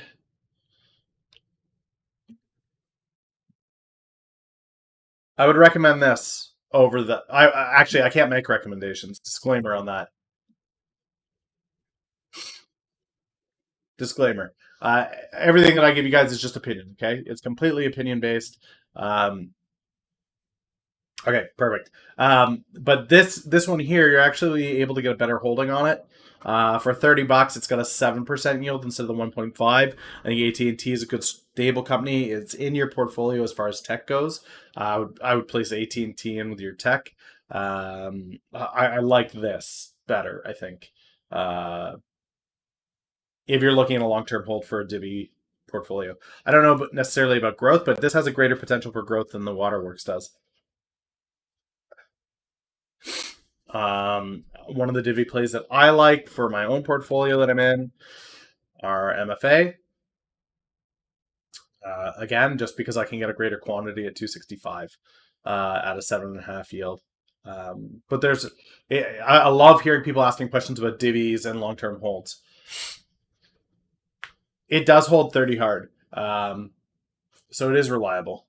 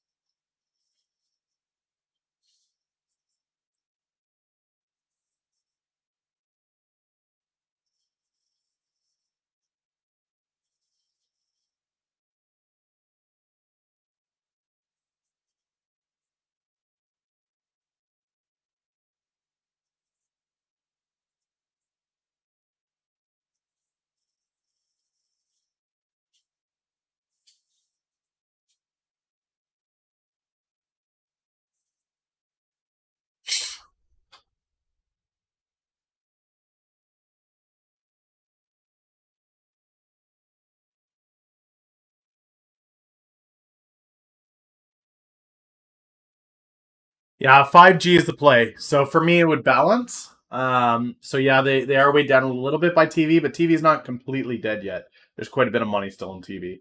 And as 5G comes in, 5G takes up their position. And as they slowly move out of TV, that 5G is going to become worth more and more and more and more, right? So right now, 5G TV, they kind of break even. TV being the downside, 5G being up and coming. So they kind of break even. But as they diminish their position in TV and they increase their position in 5G, the stock grows to their favor, which is a perfect opportunity for a dividend play where you can buy now at a lower cost. See this increase to maybe 45, 50, and away we go.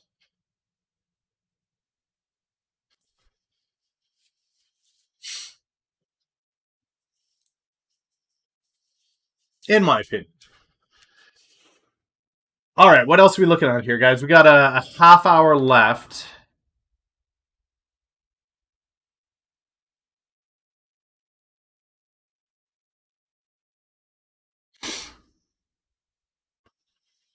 I like T-Mobile better, but I don't like T-Mobile for the divvy.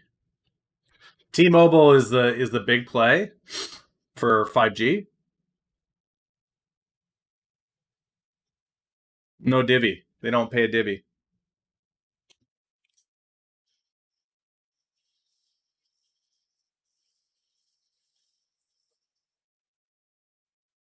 I mean, the next 5 years are going to be very interesting, guys, because Starlink is going to make 5G available at a much broader scale.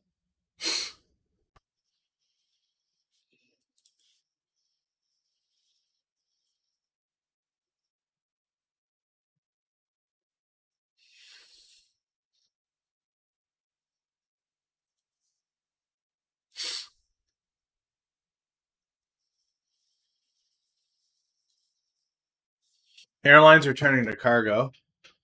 What's up, gold holder? Ooh.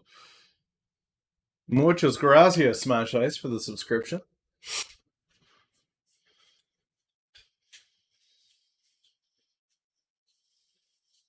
How's YouTube doing this morning, gold holder?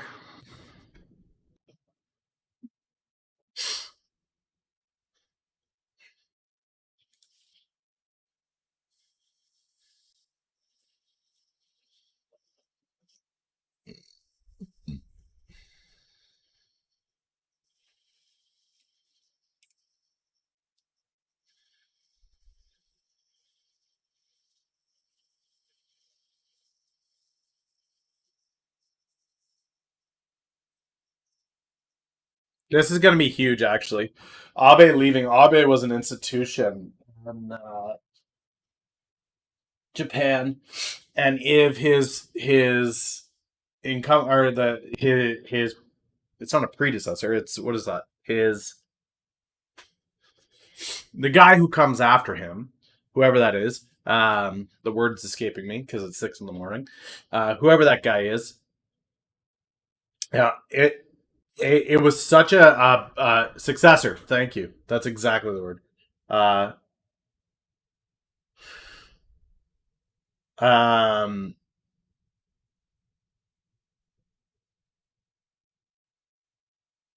yeah, I mean, South Korea, Taiwan, Thailand, these economies were very much tied to Japan and Abe, and he was seen as that kind of bastion outside of China.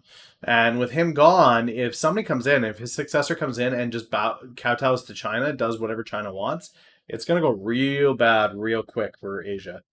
It's going to be super scary. XRP? What's XRP? I don't know XRP.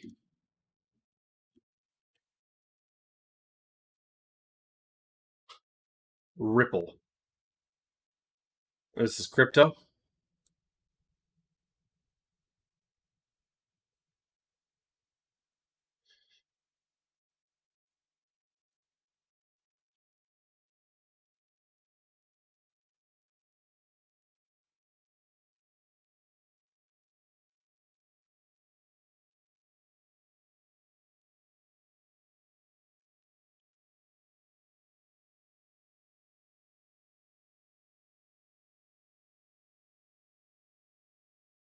Yeah, digital yuan is a reality that's coming out. China is going to have a state crypto. That is going to happen, and I expect Asia. Last I heard, the digital yuan is actually going to be paired with 5 Asian countries.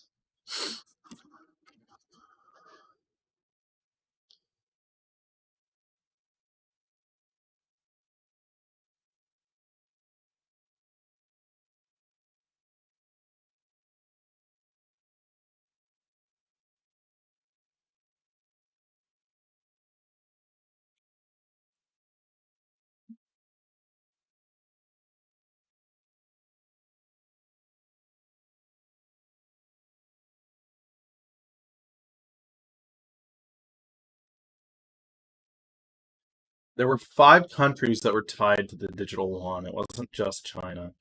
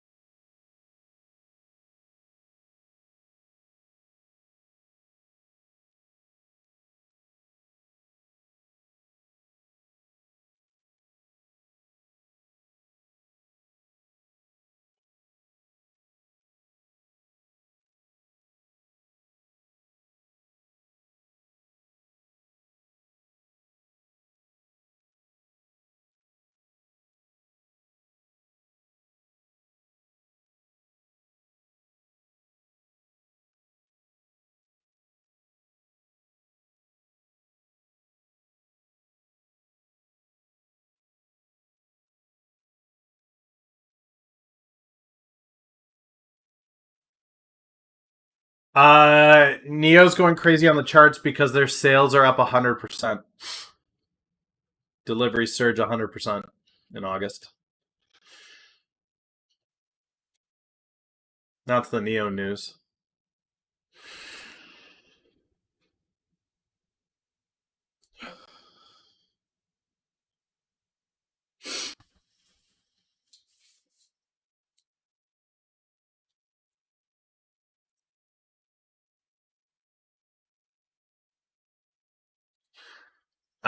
I think Tesla and Apple are both in a position where they need to consolidate a little bit. I wouldn't be surprised if you see Tesla come back down to 400 before it heads back up to 5 or 6. I wouldn't be surprised if Tesla finishes the year at 6. Um,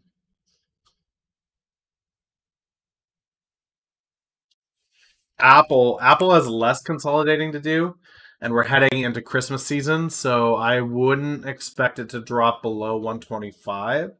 And I very much think it'll be up around the 200s.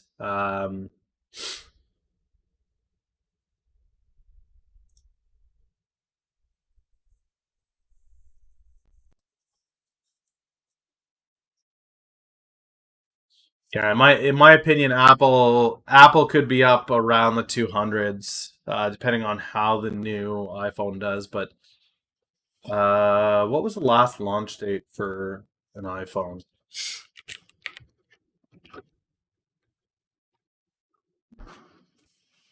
Okay, so September 20th, 2019.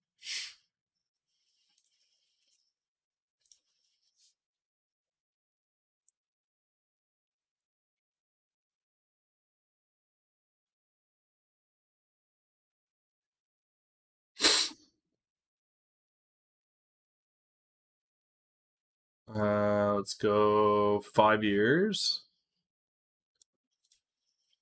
Month.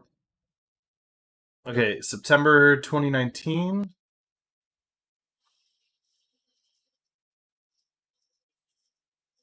Okay, so the months following their iPhone 11 launch, they rose from 55 to 80 at the high. Um, yeah, I think the iPhone 12 launch that's about to drop, it's going to be huge for them. And I think we see this head towards 200.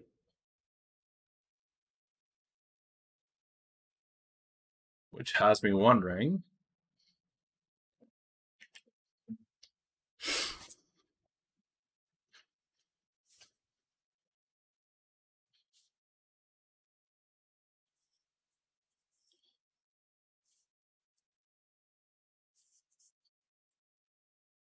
Um,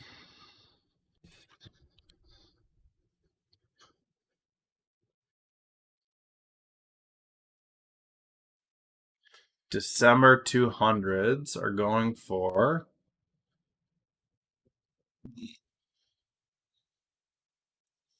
$200.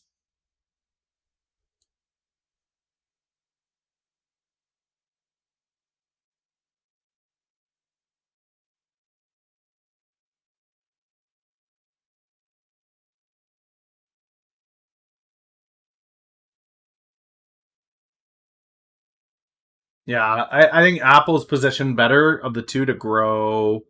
Um, I mean, that's massive growth to 200 from there. I mean, it's not 100%, but it's pretty damn close. Um, I think you're only going to see about a 40 to 60% gain on Apple.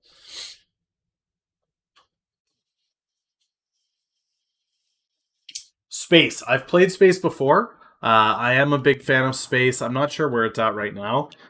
We were playing Space when it was in that $14 range, and it spiked to. Let's go to the year. So we were in Space when it was here, this $14 range. We wrote it up to this and sold, and then she came back down. I said I would get back in if it went back to 15. So I am still expecting this to come down a little bit. If it comes back down to 15, I'll look at it. I do think this is potentially $100 stock over the next 5 years. So, my opinion about Amazon. Amazon's a hold forever stock. Yeah, I think they need. I think they need to. I wouldn't be opposed to Amazon doing a reverse split. Do a 10-to-1 reverse.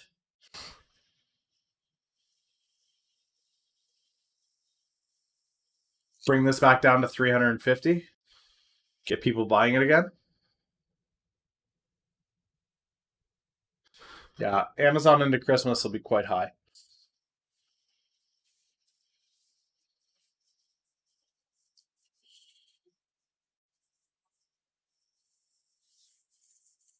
Um,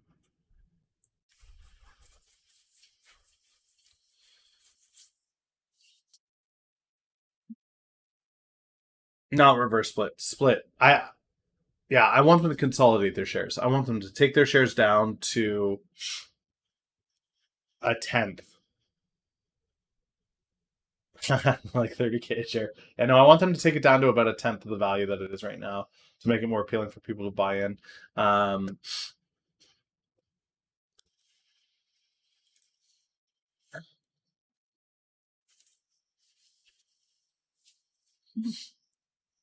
Amazon doesn't do divvies yet, do they?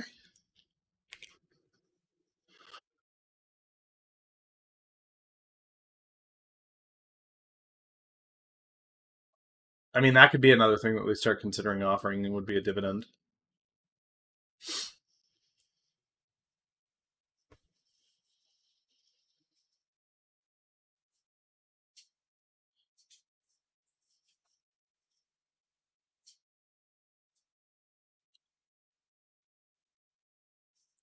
Yeah, Amazon would be one I'd like to see do that.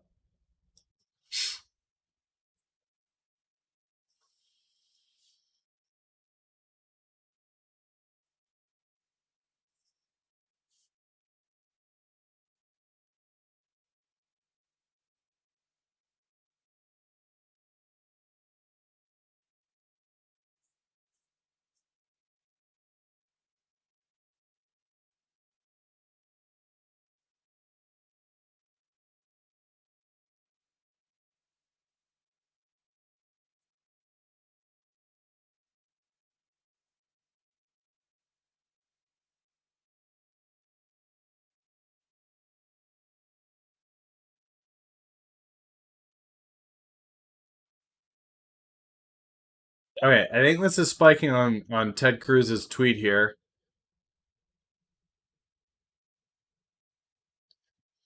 So it looks like Ted Cruz has made a request alongside several Republican colleagues urging the FDA to classify an abortion pill as dangerous.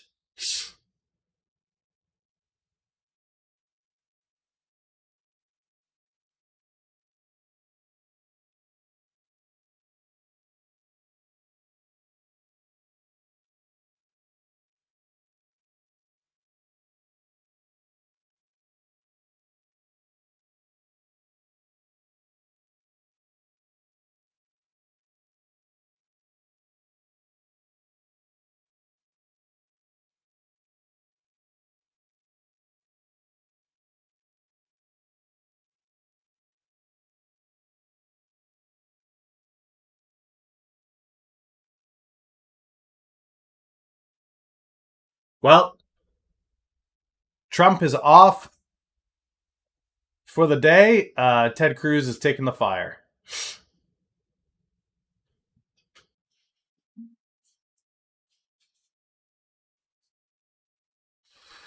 Top hold for Everstocks. BlackBerry would be my top hold for Everstock at the moment, given its price point. I don't think BlackBerry is going anywhere. They've tied themselves so intrinsically to the AI and self-driving cars. They've got a new phone coming out. They're tied to military. They're tied to telecom. They're tied to federal governments, U.S. and Canada. They are domestically based. They are not China-based. Their security is second to none globally. And for the price of $5 a share, I think that this thing heads back up towards that 150, 200 over the next 15 years.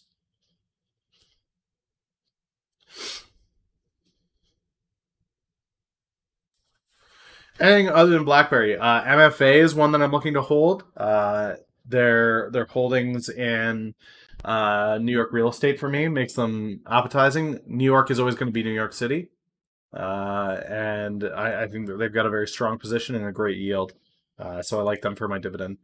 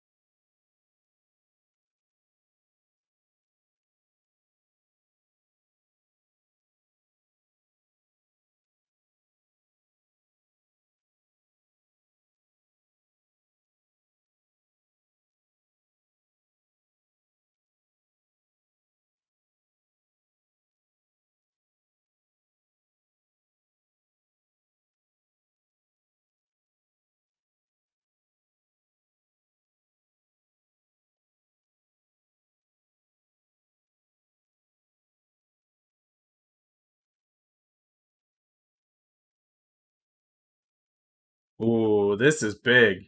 This is big, guys. This be a gauntlet.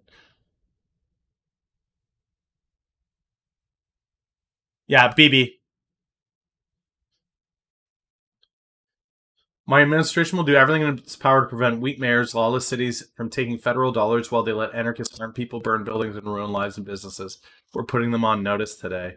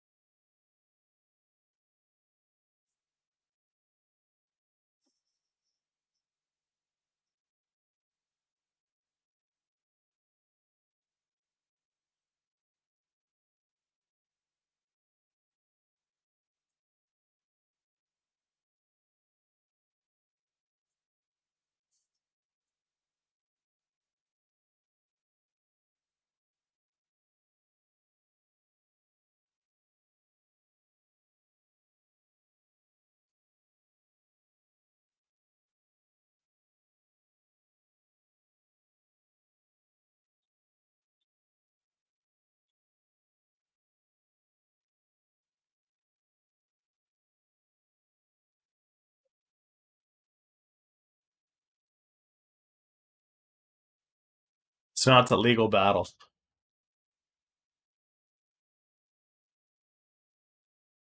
Yeah, 15 years. That's 15 years out. If you look at BlackBerry's chart though, guys, that's not insanity, right? So look at a 10-year chart on BlackBerry, right? No, I'm not. No. Um So the companies that BlackBerry is currently working with, ladies and gentlemen, include Bell Canada. So for Canadians, you guys know who they are. They're the largest telecom provider in Canada. The Canadian government, U.S. government, Amazon. They're currently in hundreds of millions of vehicles. Anything that's got kind of a self-drive feature, so park, lane assist, any of that stuff.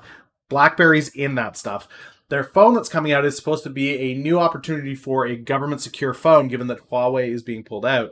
Um, so what we're looking at here is, if I pull up, let's go, yeah, 10 years is the max chart.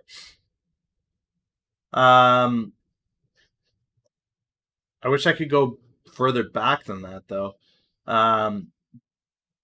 Because at one point,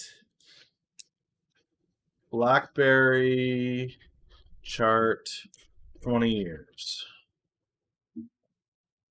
max. Okay, so at its height, it broke past the 230 mark.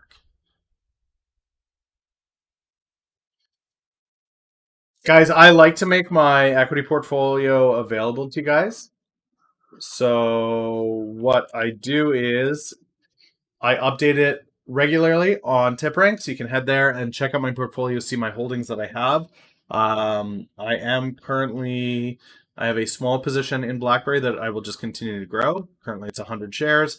As I head into the end of the year and these Q4 plays, DGLY, ACRX, ETM pay off, you will see me put a larger position into BlackBerry heading into the future, for sure. For sure.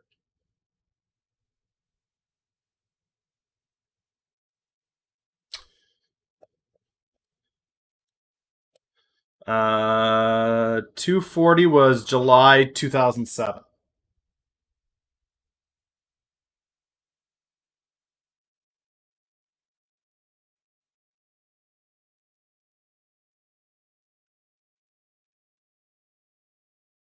Nope. I'll hold it. I'll hold it. It's extremely undervalued.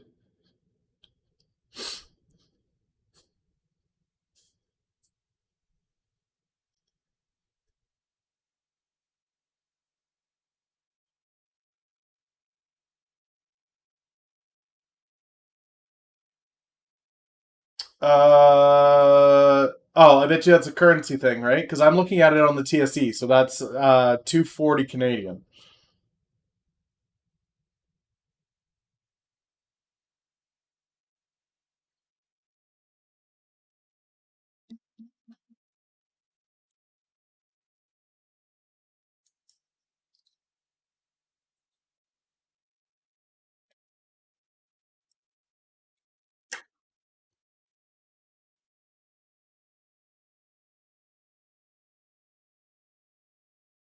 For BlackBerry, I do. It's a Canadian company, right?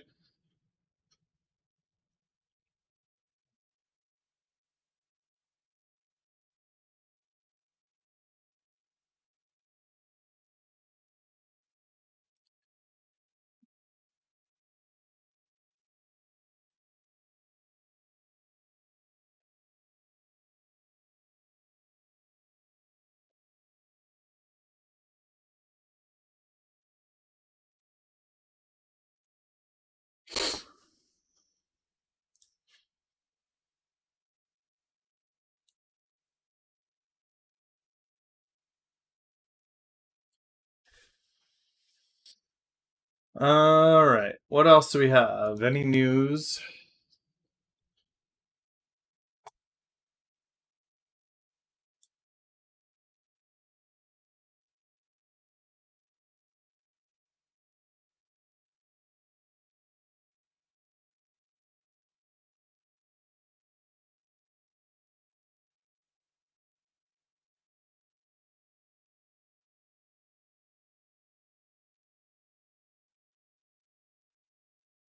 Dollars is dollars, man. Dollars is dollars.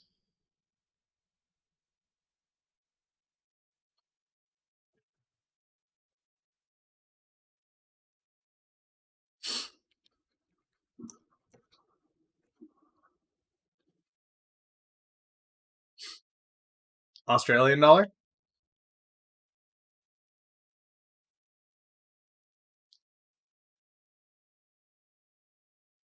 Dollar. No, it's not accurate. So with tip ranks, guys, the way that tip ranks worked is I only started using tip ranks in where is it? Is it this one? So the issue with tip ranks is I only started entering it in May, which is where you see this huge deficit, and that takes into account all of the buying that I did up until that point. This isn't my options portfolio. This is just the equity portfolio. And so it shows a negative here because this is everything that I've got into. Now, right now, it's saying 22 out of 45 profitable transactions. The reality is I'm still in a good chunk of transactions as well with the average return that are all based on Q4. So this is slightly weighted around slightly weighted around just using the tip ranks tool when you enter, when you exit. Now, one thing that you guys should consider across the board is if you're looking at success rate, the top 25 analysts on the platform, 65 and up looks like the average success rate on this. If you go to the healthcare sector, which is largely where I play, it's more down, so like 42, 40. This is the top 25 analysts in the healthcare sector. 47, 45, right?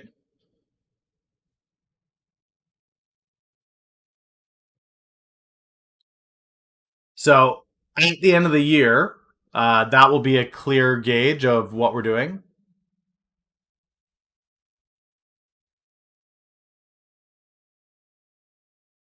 At the end of the year, the big gauge will be am I capable of increasing or maintaining that success rate, but building up my average return?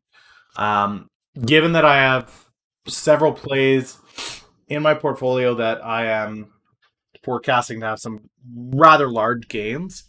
So ACRX, I'm expecting to go to 8 or 10 by the end of the year. So that would be a 800% gain on that one. CYDY, I'm expecting to triple. That's a 300%. iPix, I could see going as high as $5. So that would be, 10 times. No, more than 10 times, 20 times where it is. ETM, I see going to at least $4. So that's triple. So yeah, by end of year, I expect those to be very, very different.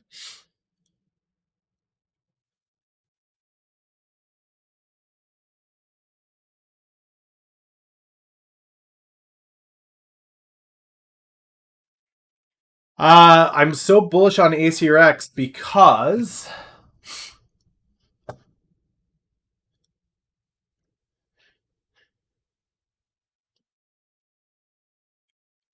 if you take a look at ACRX, just give me 1 second here, guys. I got to make sure my Wi-Fi is up and running. I will be right back. So just give me 2 seconds. I will be right back. I'll give you the breakdown on ACRX here, okay? Just 2 seconds.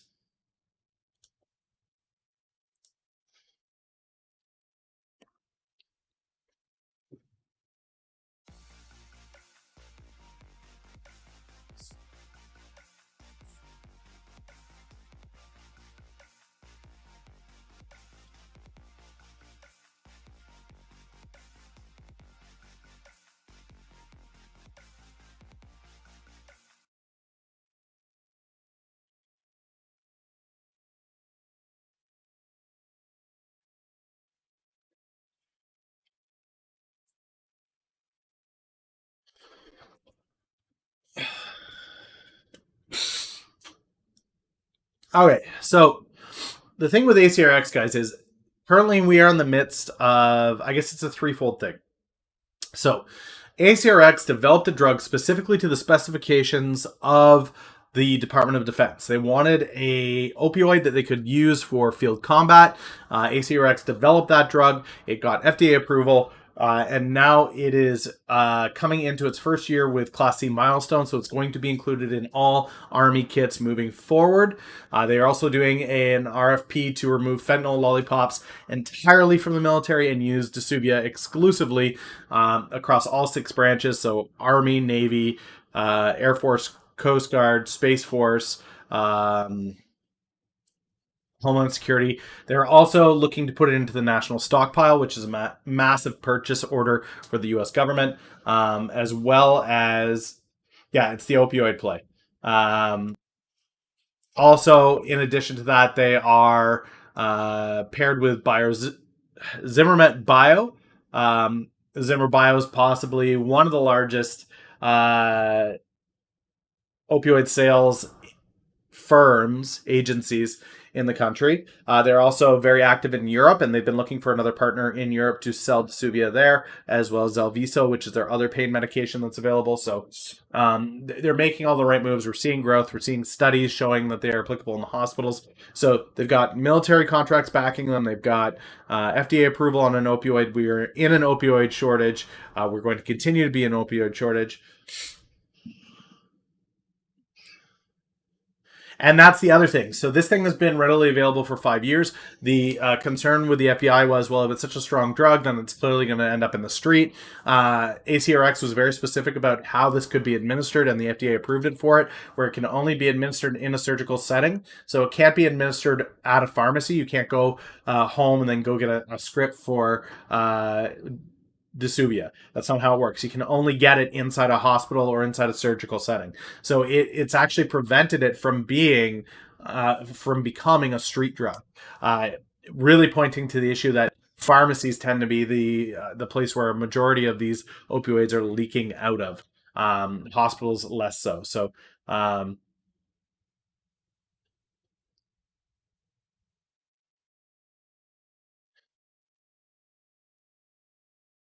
So the way that they've done it is every kit comes with a set amount of distributors. They look like little injectors. Treatment of addiction.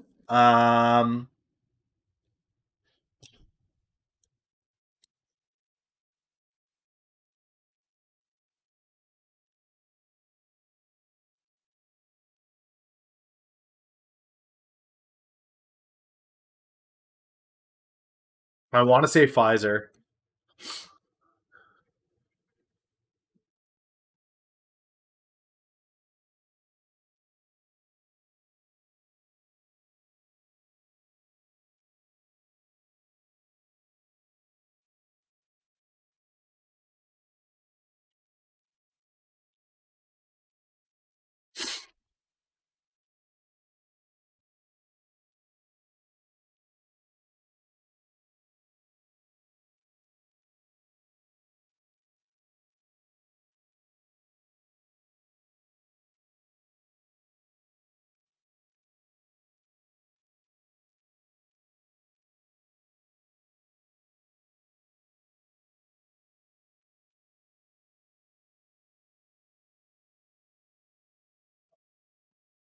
Methadone looks like it's a generic, so anybody can make it. I don't know who the play is on that. I do realize, guys, it is 7 o'clock though, so I am gonna hit the road. Thank you so much, guys, for watching. I will be back tomorrow morning, 4:30 a.m. Eastern Standard Time. Hopefully, this stuff was helpful for you today. If you want to catch the replay, it'll be on YouTube, you guys. That link will be available. Hopefully, you guys are following along elsewhere, but that's it for today. Take it easy, guys. I will see you